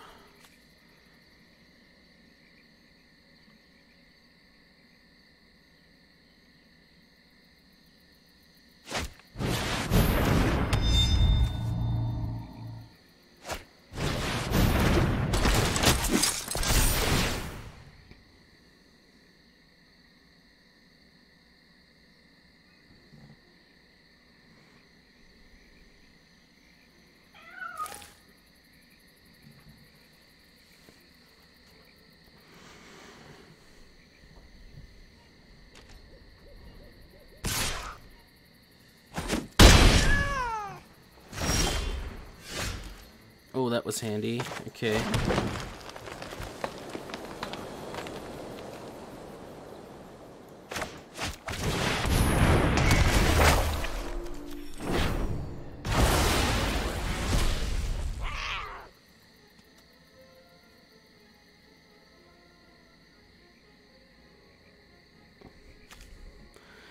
Crit creature gets +1/+1 and has vigilance. So you can make it like a 5 if I don't attack. Yeah, and we'll attack first and see what he does. Worst case scenario, we've got a 1-drop we can play. Yeah, cool.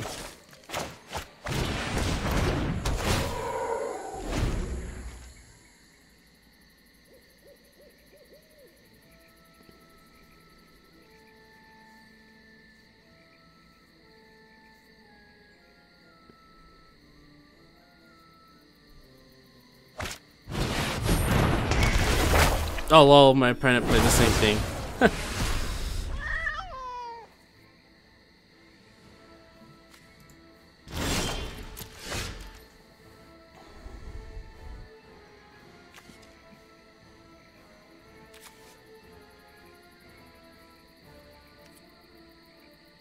So 3/3 dinosaur token with trample.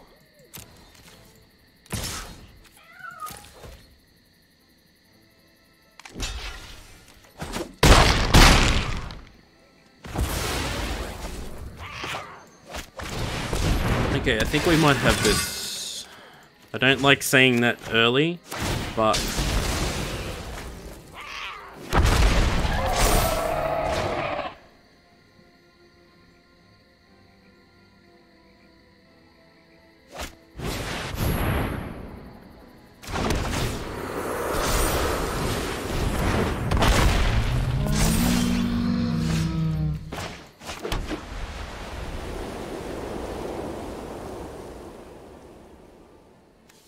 That thing has reach.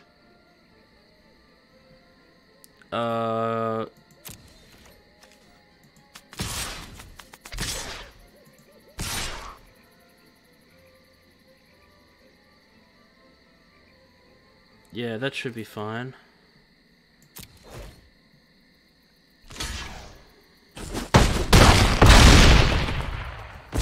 Okay.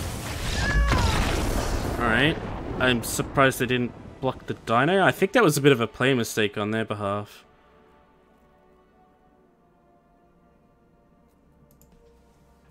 Huh.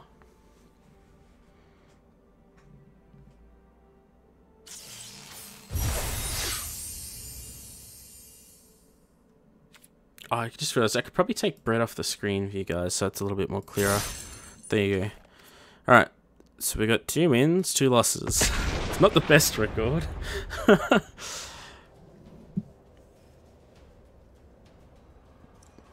I guess we're living life on the edge.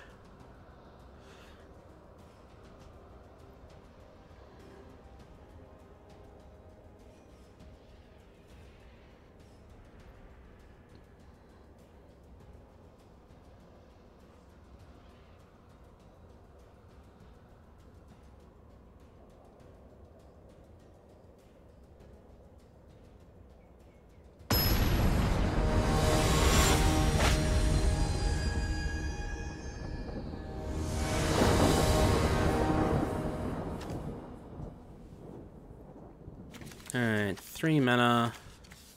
Yeah, that's not too bad. I wish you could do more with your points. I will come back through and make some more stuff to go with that. So it's probably worthwhile banking him at the moment. I'm just... No more, like, Ubus and all that sort of gear. Do other stuff instead, I think.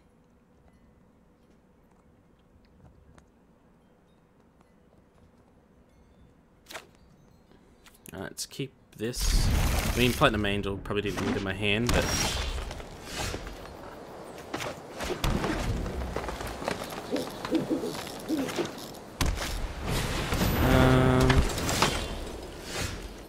Can't be counted. Okay, that's fine.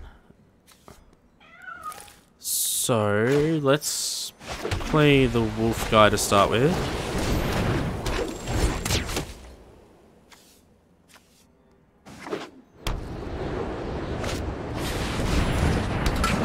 Oh, opponent's ramping. Let's do that. Let's do that. Trigger. Take action. We would like to pay 1 and make him bigger. Attack.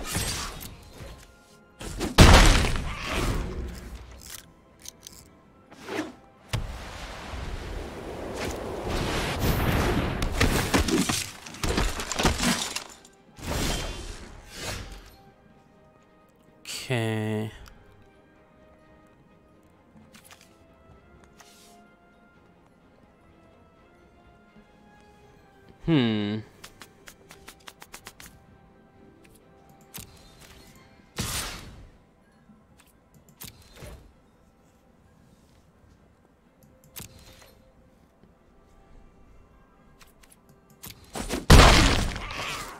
I don't trust this thing, so I kind of want to get rid of it.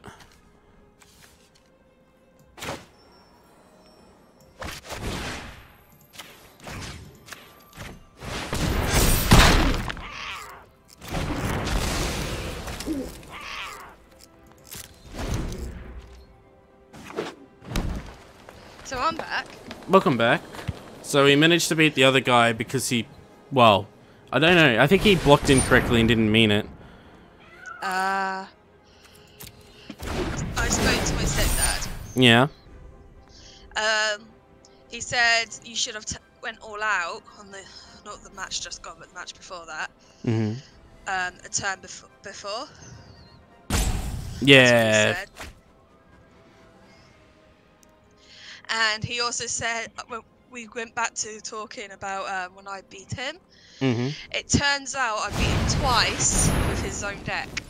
Oh, oof. I mean, like, I can't say anything. I actually taught my mum how to play Magic, and she actually used to beat me at draft events, where she had no idea what she was doing. She just picked pretty cards. So, I mean, it doesn't require a great amount of skill to be good at draft, as long as the artwork's good, apparently.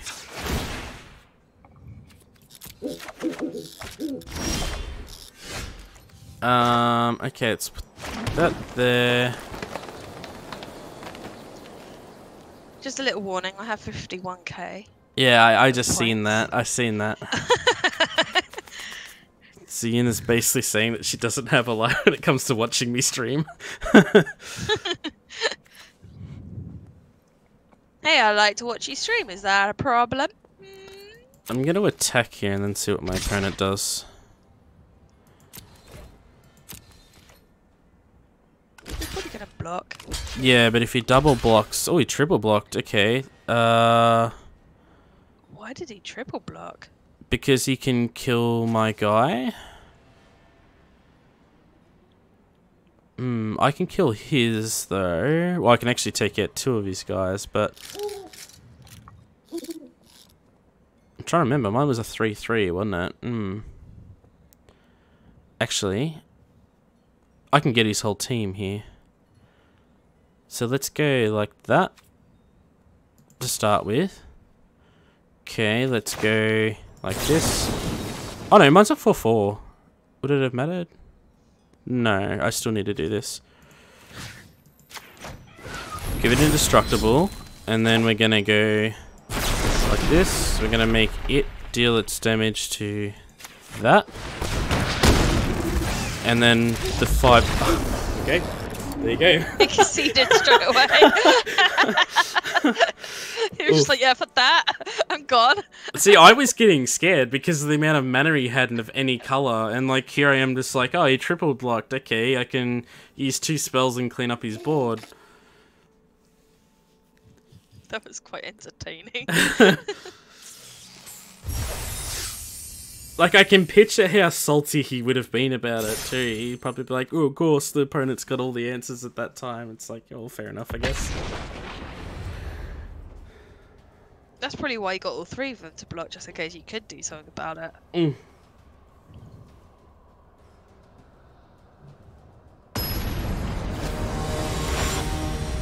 Alright.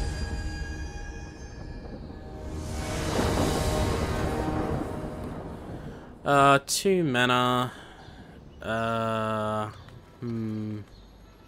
Everything else is so expensive. We could get stuck with... I'm going first. You know what? We're like 1 land away from playing that, so... Yeah, I'll keep it. Be nice if we get a 3rd land off the top. Just land for the next 2 turns would be amazing, preferably green. Alright, let's increase our chances and have a look. Oh, that, it's a land, okay.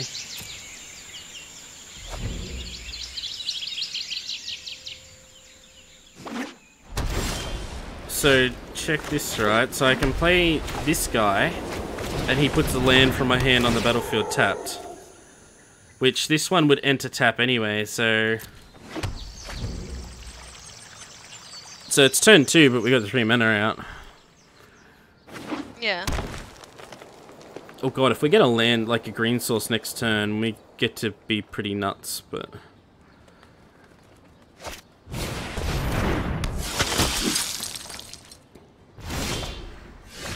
Oh, it wasn't a green one, that makes me sad. It's alright, we'll play our angel.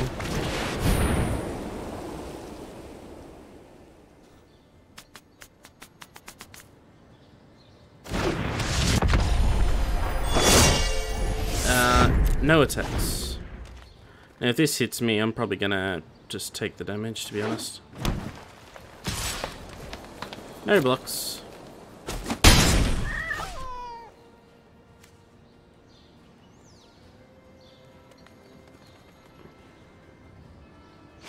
So pay for life if it's indestructible. Okay. Oh, I guess we're just going to attack again.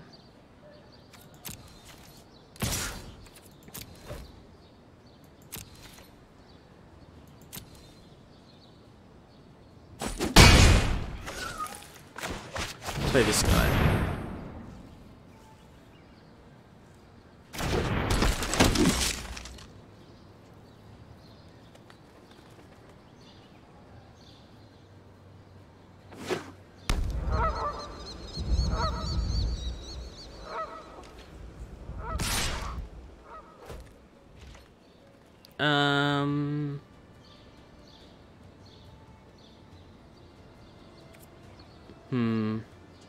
I think it's still safe to take an extra 3 damage.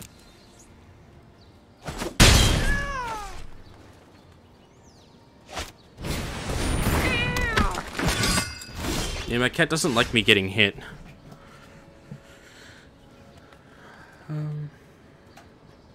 Alright, I think I'm gonna tutor for something legendary.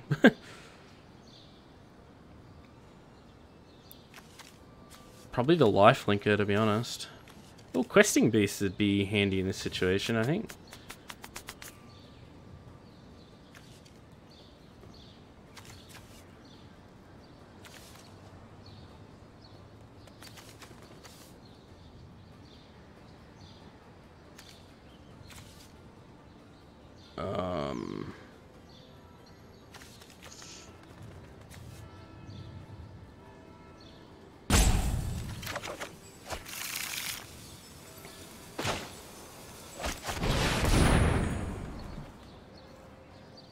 I think I'm going with that.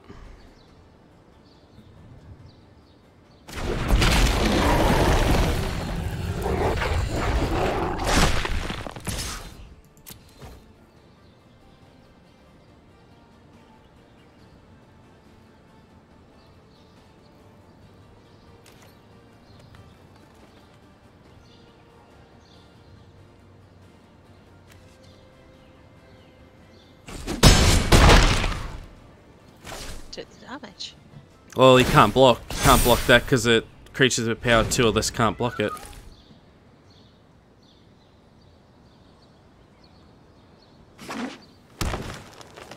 So this turn we're gonna block.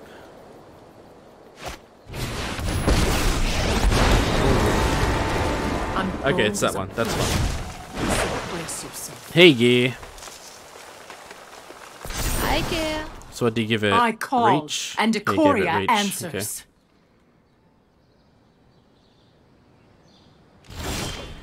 Oh, no attacks. Interesting. Interesting.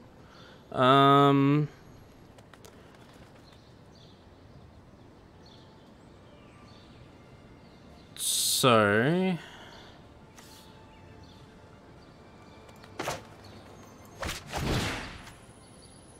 target creature I control gets a defense boost and is going to fight a creature my opponent controls.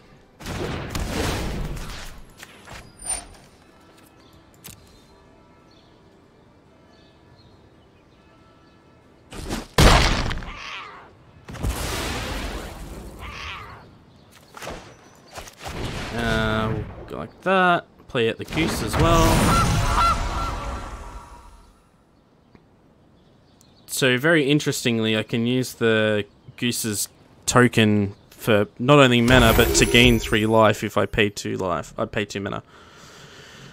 Let's go to combat. When can I do this? At any point? I can. Okay. I'm only going to attack with this one because he can technically block with this. Oh no, wait, he can't. Because he has to put the counter on it first, which taps it. Yeah, cool. Let's go.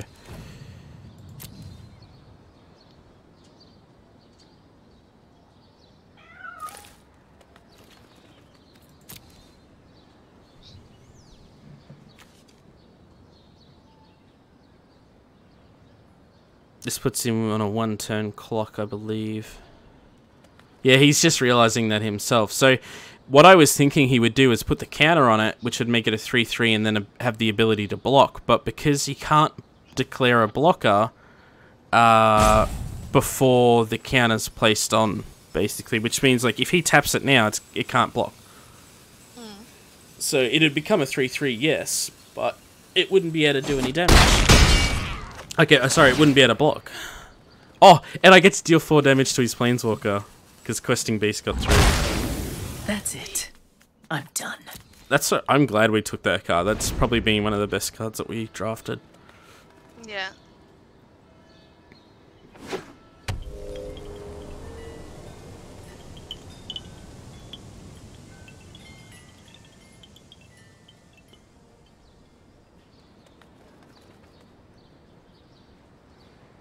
You're looking at my goose. Fear the goose. It is golden.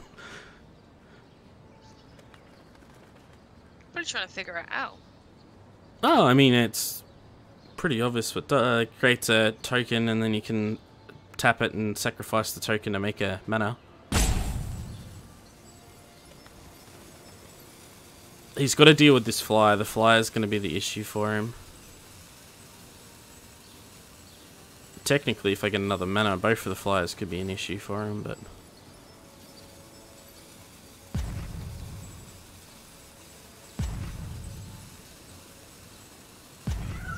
I mean, he's got 3 cards in his hand. It's anyone's game.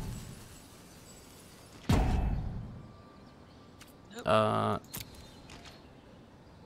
he's in combat step. End of his turn, I'm going to search for a card.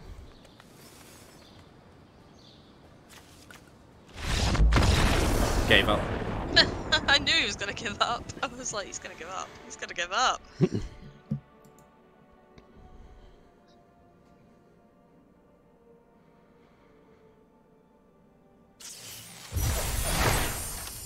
Oh, cool. So we got a full artwork for Ram Through, which is kind of cool. So we need 2 more wins, I think. Oh, no, 1 more win, I think, and then we get our entry fee back. Yeah.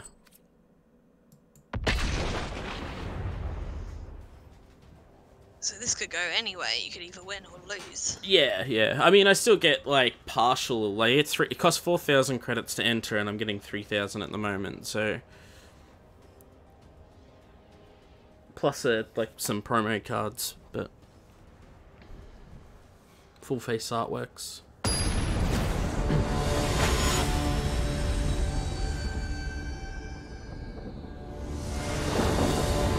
Ask if I'm what? Ask if I'm a boat. What? Ask if I'm a boat. Oh. That's what his name was. Ask if I'm a boat. So man, planet's going. Sure, you can't message them. Yeah. But be like, are you a boat?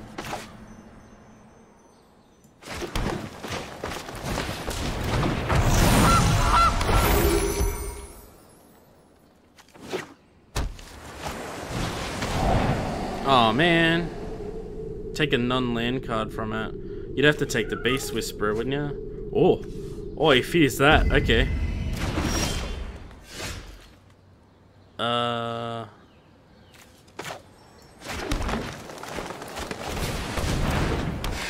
let's send a message in. We attacked with 0 acid. Let's send a message.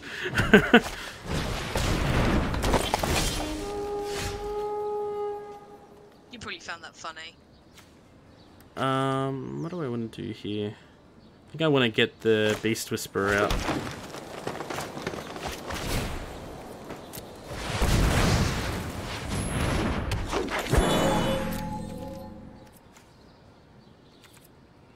No attacks.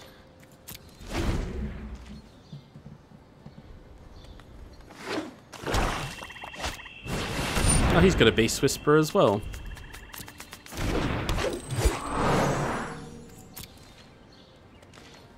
End a turn. Let's do this. Put the land into my hand. We're getting a lot of lands now.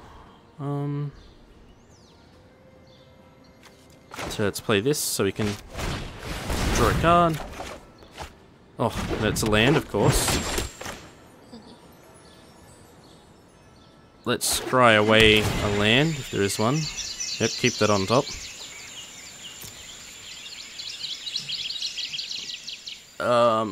Anything else I want to do here? Nah. He keeps looking at your fox. Yeah, because he's trying to probably work it out.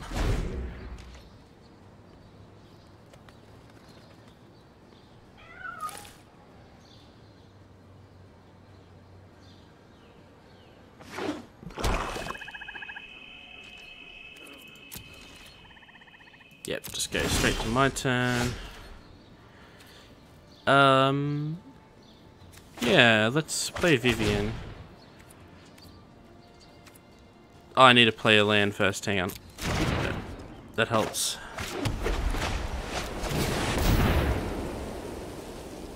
I will let cities encroach on the wilds. No So, longer. what's very interesting is we can combo these two together. So, if it's a land card, we can put it into our hand with it. If it's a creature card, we can cast it from the top of our library with this one.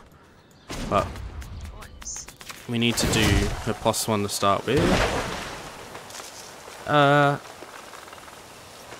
The moment, let's go Vigilance. Diversity is our greatest If only we strength. had a mana. Decline.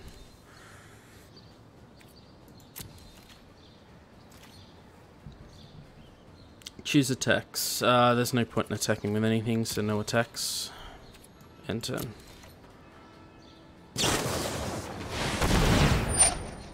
Okay, he gets to draw a card. Beginning of your end step, if you didn't cast a spell, create a 2/2 wolf token.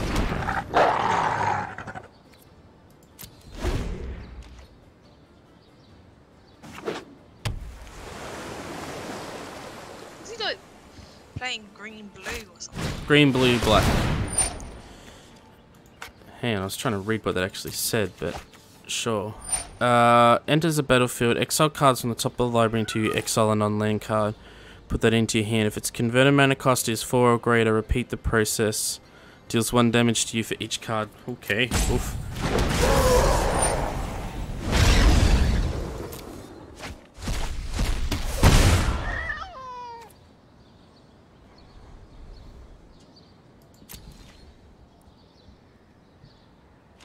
I gotta deal with that. Does it got trample? Yeah, it does.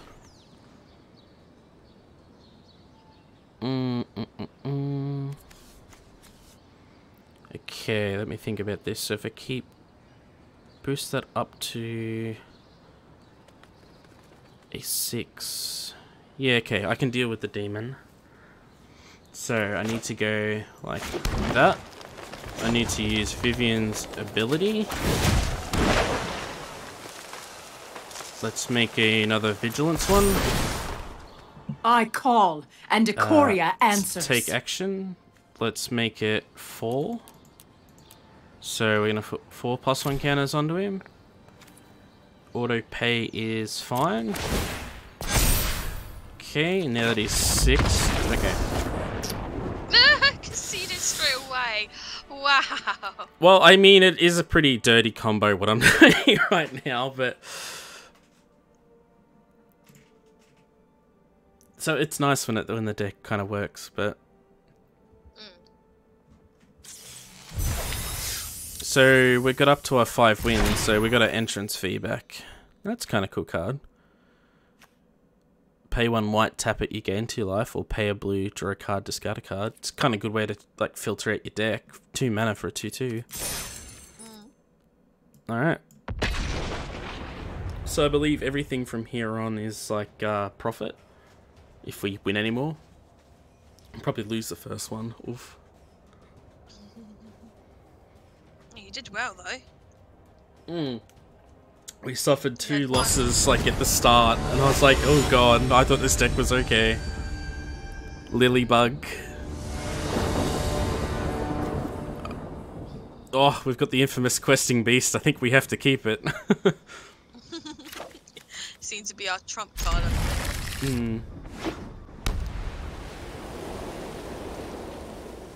We just need another land. A white one would be nice, actually.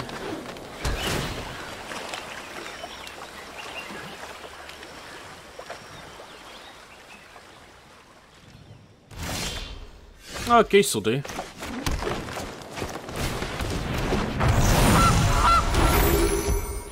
Our friend Goose. It's a Sky Cat! Gets +1/+1 for each other creature. Oh my god, I want it! That's kind of cool. I want that cat bird, it's so cute!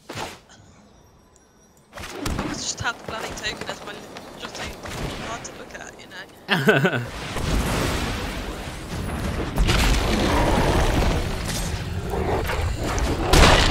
Technically known as a Peggy cat. Did you notice that animation was still out then when I hit the opponent? Yeah. It was kind of cool.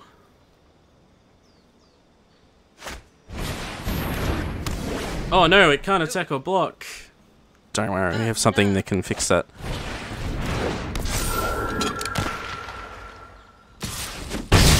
We need a land this turn, it'd be nice. A land is fine, perfect. So...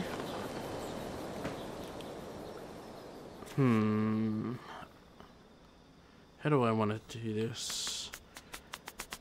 I need the goose to make a food token. But then I need the food token so I can unlock Questing Beast. Yeah, I'll just call turn. No attacks.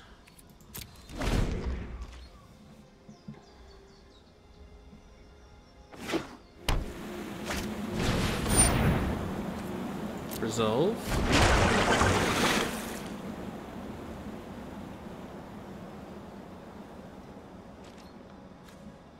I still want that cat. It is pretty cool. It's adorable.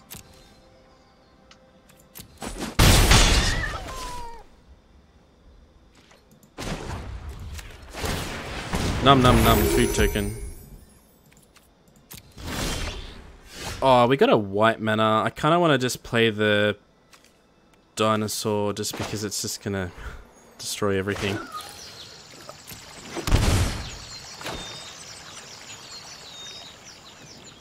Have I got enough? 1, 2, 3, 4, 5, and the goose makes 6? Sure. Auto pay.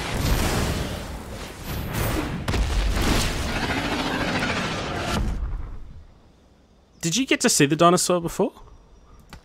No. Ah, yeah, it's kind of cool when it comes out.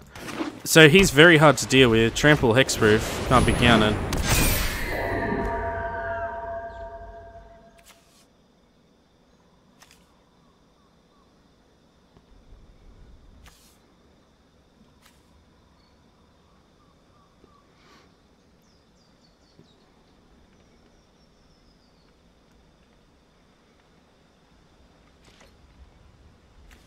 Oh, he pumps up other flyers too. Interesting. That, like, lagged a little bit.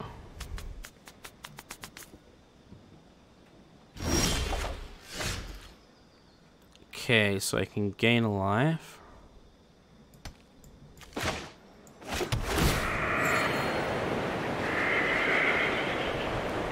Wait, isn't that flying? Why couldn't that block? I think it was tapped. Oh, okay, because I used it. Okay, fair enough. I kind of want Vivian to make sure that I've got enough defenders. Because, I mean, we're going to win the turn after anyway, so... I'm bold as a brushwag, so brace yourself. I'm as bold as a brushwag. I don't know what a brushwag is. You got a free. Every day is a new mutation. Your beast thing. You mean make a free token? Beast thing. Oh, yeah, free that one. Yeah, I'll do that next turn. I just wanted to make sure that if my opponent attacked here, they couldn't kill me.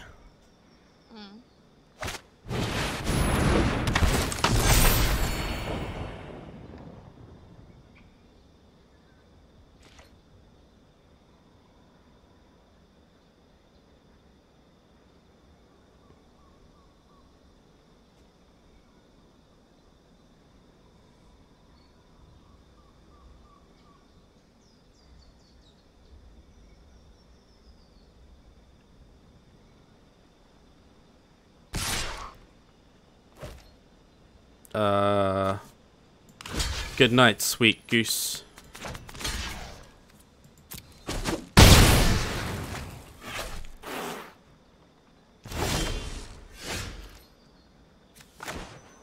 Okay.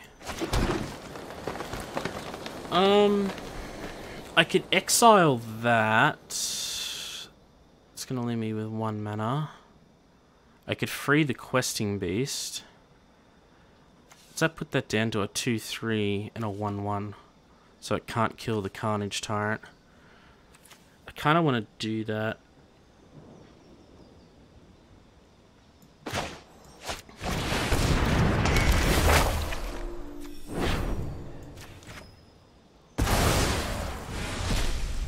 So it shrinks his side down. Let's go to combat first. Attack with just that one.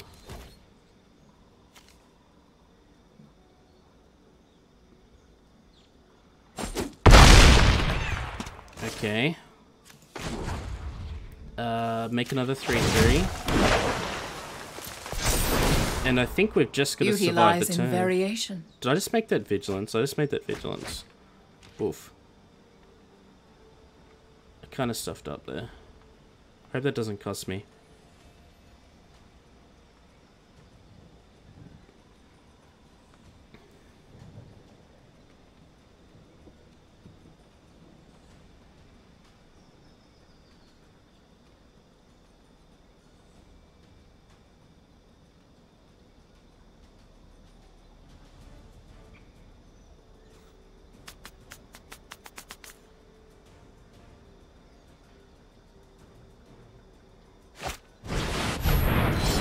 Okay, that's fine.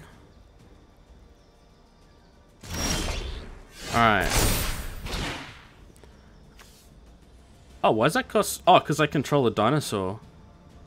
Wait. Oh, because he's a dino. Okay.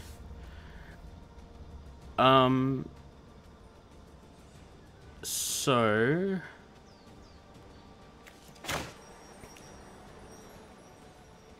I could destroy their Stone Coil Serpent.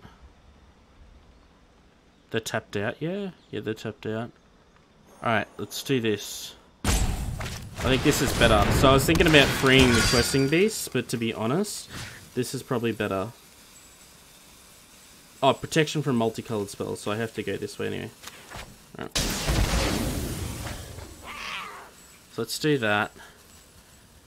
Let's go...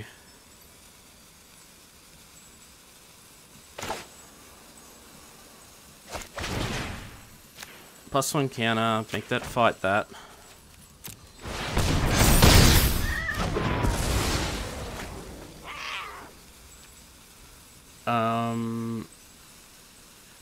Let us go to combat. Yeah, okay. I didn't think they'd be able to get around it. Alright, so now we're in the profit territory, I believe.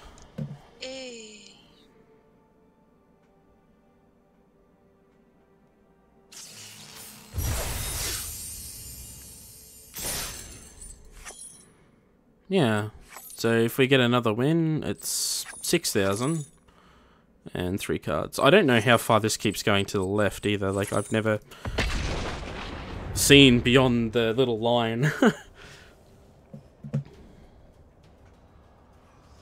I'm your luck. Yes, you are. Yeah.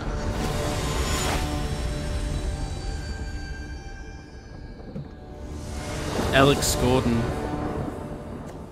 Do you think they liked Half-Life? Alex and Gordon. Gordon Freeman. Alex, there's in the game. Like, other character from it. We'll keep that. Our beast is not there. We're gonna lose it. That's right, we got the other one who's a beast. He's got a little foxy! What? Where? I didn't see it. Is it behind the card? Yeah, behind the card. I kind of wish you could move those around the screen. Oh, yeah, he does too. He's so cute, look at it! I like foxes, I do.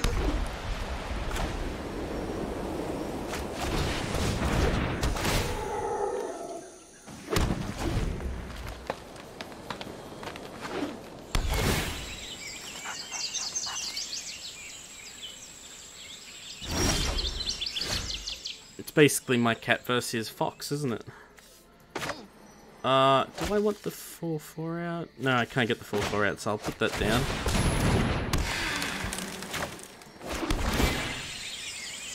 You know what? I'm happy to have a land on top.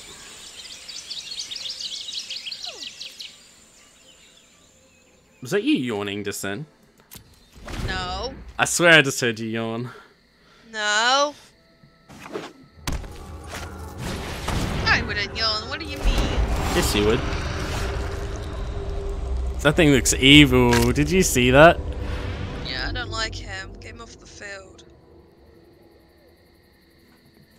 I mean, technically I could. I don't know how worth it is, though.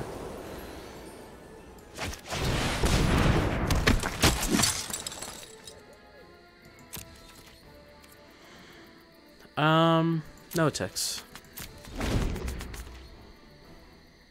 Has it got Death Touch? No, it doesn't. Okay. For some reason I thought it had Death Touch. Non-token creature you control dies. You make a copy of it, except it's a 1/1.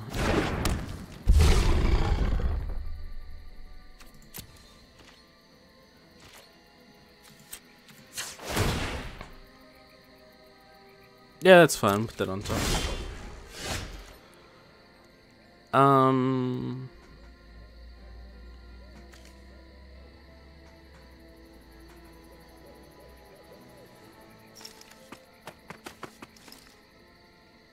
Converted mana cost.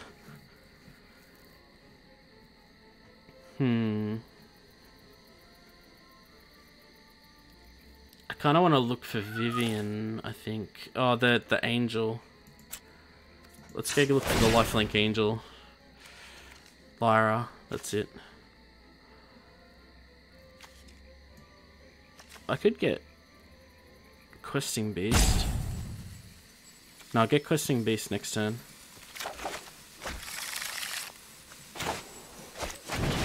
Lyra's gonna protect us from this thing.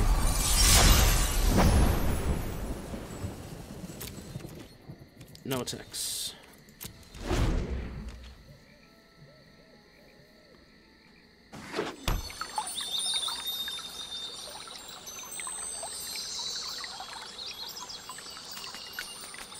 I kind of see what my opponent's doing. They can sacrifice out a creature and then it gets bigger. That kind of balls, but that's fine.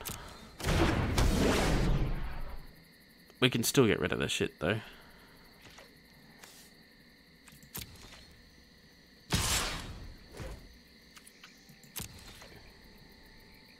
No blocks.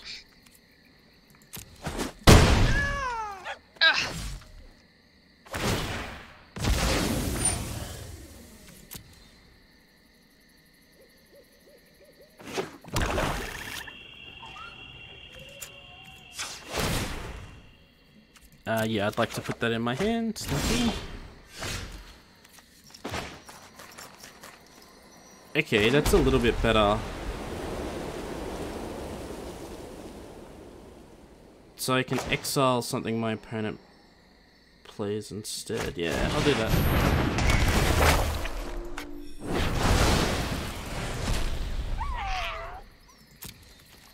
Oh, the little frog, could you hear it? Is your heart just melting when you hear that fox? Yeah.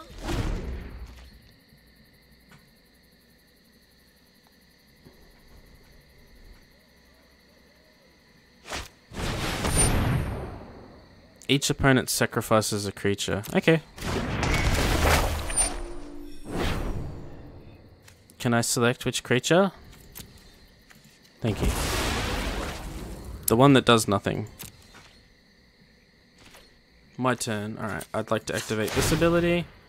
Yep, I'd like to put that in my hand. I'd like to activate this ability and search up for a creature. Let's grab questing. Actually, yeah, grab questing beast. Alright, so it costs my opponent a lot to do stuff to me this turn. That's perfectly fine. Let's go. Bam, play him out.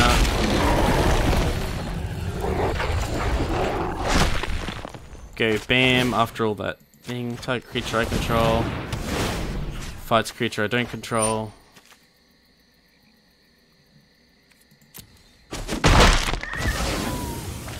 And go to combat. Just attack with him for the moment.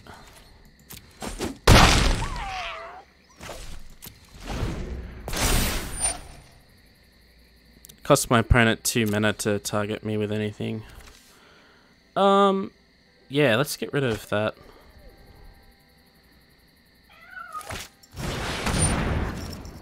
Ooh, I think he's going to attack my, or target my questing beast with that. More than likely. Target creature card from a graveyard. That's fun.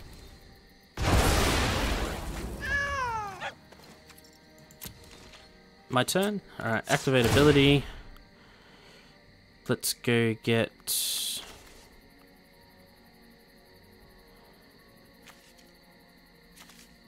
Can I see the battlefield again? What have you got? So there's 3. Okay. What do you need? 5.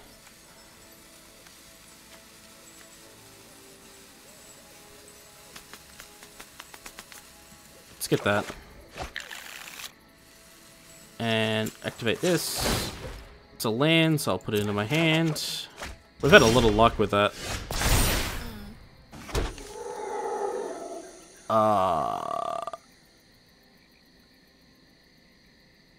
+1 counter, I guess.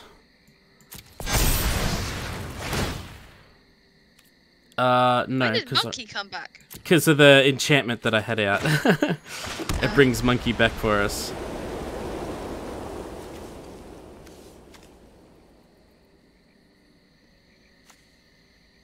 I could technically make Monkey bigger, but I think I want to get this out because I don't think my opponent's going to be able to deal with it.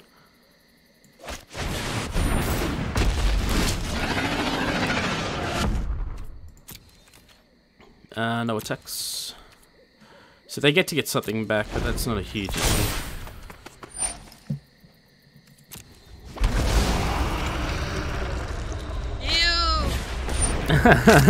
You really don't like that thing, do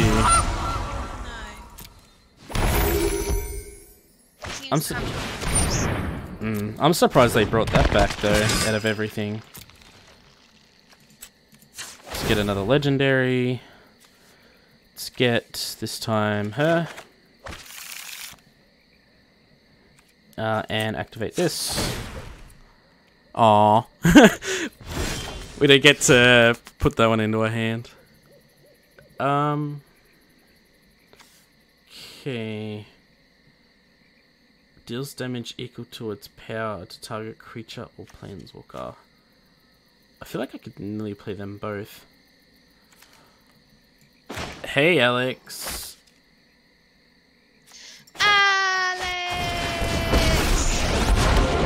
Nature will take back what rightfully belongs to it.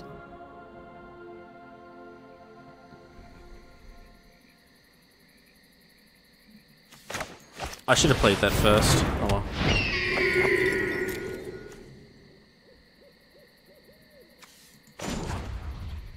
Target creature deals damage. Yeah, I'm gonna do that. Equal to its power. Yeah, sure. Yay! Get him. For once, with his length.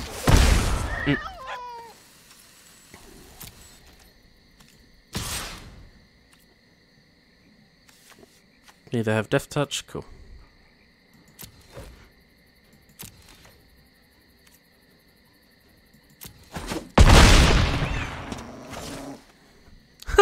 Did you hear the fox growl then?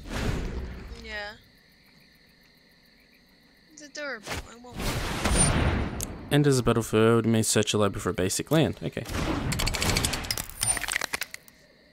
That sounds kind of cool. That was actually a very interesting noise.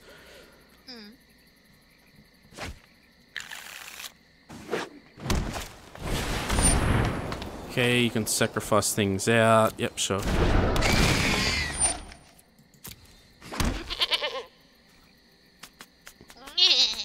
I was thinking the same.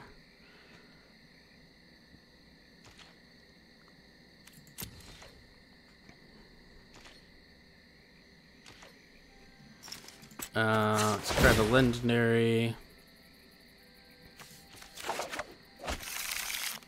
Let's use this ability. Okay, it's a fight card. Alright. Alright, so I should probably distribute some +1 counters. Give some guys some trample.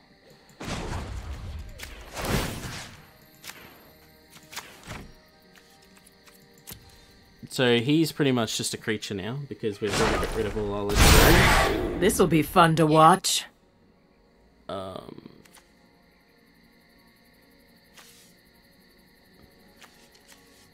She makes creatures cost less. Let's go with that.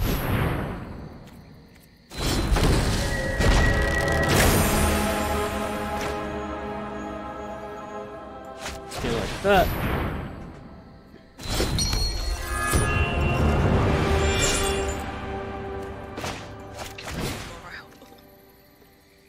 Let's go.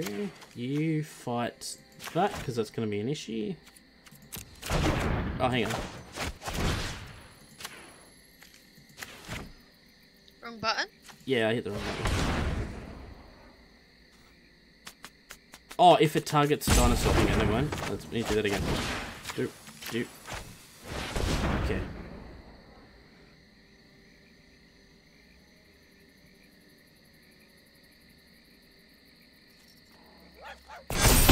Opponent said good game. How'd you know that? It'd come up above his thing. He can't block enough.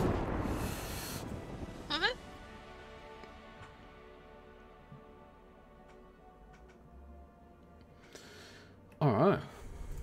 We're on a little bit of a streak now. I kind of don't... Hang on, touch wood. Yeah, kind of don't... Touching wood. Touching wood. Touching not the word. touching all the word. We get another booster. We get Overwhelmed Apprentice. And... ooh, that was a good card. Mythic Nickel Bolus Planeswalker. So what? That's cool. Alright, 7th win. Let's see if we can do it. Oh wait, is that the end of it? That might be the end of it, I don't know. Would we get Set a Sky Revel in Riches? Oh, that's cool, we got 2 rares. Yeah, that was it. There you go, so it only goes up to 7 wins. So, let's open all the packs that we got for leveling along the way. So we got 1 2020 set 1 and 2 Red. of that one. Red. Red. Make me cool. Oh, the Tiger's the first one we've got. We got a wild card, which is good. Bonders. I do like the... Enclave. He Direct can card. disappear. He can disappear. What, that? Don't like him. It's like a tiger cat ape. Okay, I was like, it's a tiger monkey. What? But it's a cat ape. Don't like him. It's a kitty eating something. Don't like that one. What one are we going now? Red or black? Black. Black.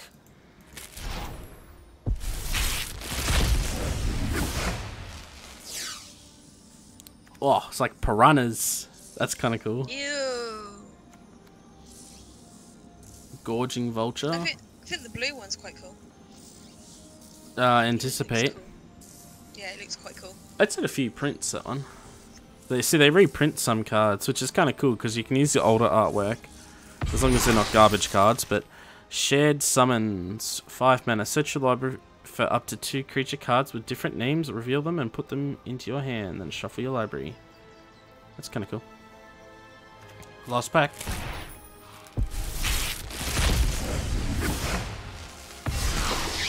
Oh, little foxy one! It looks adorable! Oh, the spontaneous flight. I think that's the... oh, I was gonna say it's the first one I got, but it's not. It is a very cute card. I do like that one. And rare is Song of Creation. You may play additional lands on each of your turns, and you may cast a spell. Oh, whenever you cast a spell, draw 2 cards. Beginning of your end step, discard your hand. Oh, okay. That's interesting. Can I have the foxy one? I want the foxy one. You'd have the Print it foxy out for one. me. Print it out for you. Let's make a foil one and send it over to you. No. Actually, I just want a copy of it, like an image of it, and then I can, when I make my next model, I might just chuck the little fox on the actual like clothing or something. That'd be quite cool. We've got a nice amount of gold now, healthy amount, which is good. Cool. Yeah, so that's how you draft with bread. So we go 6-2 overall, something like 6 wins, 2 losses. So I kind of want bread now. alright, I'll probably end the stream here anyway, so, but yeah, it'll be up on YouTube, guys, but this is Drafting with Bread with Yuna Silverstone and teaching her the basics of drafting 101. Yeah. Alright guys, thank you very much, and I'll catch you guys on the next one.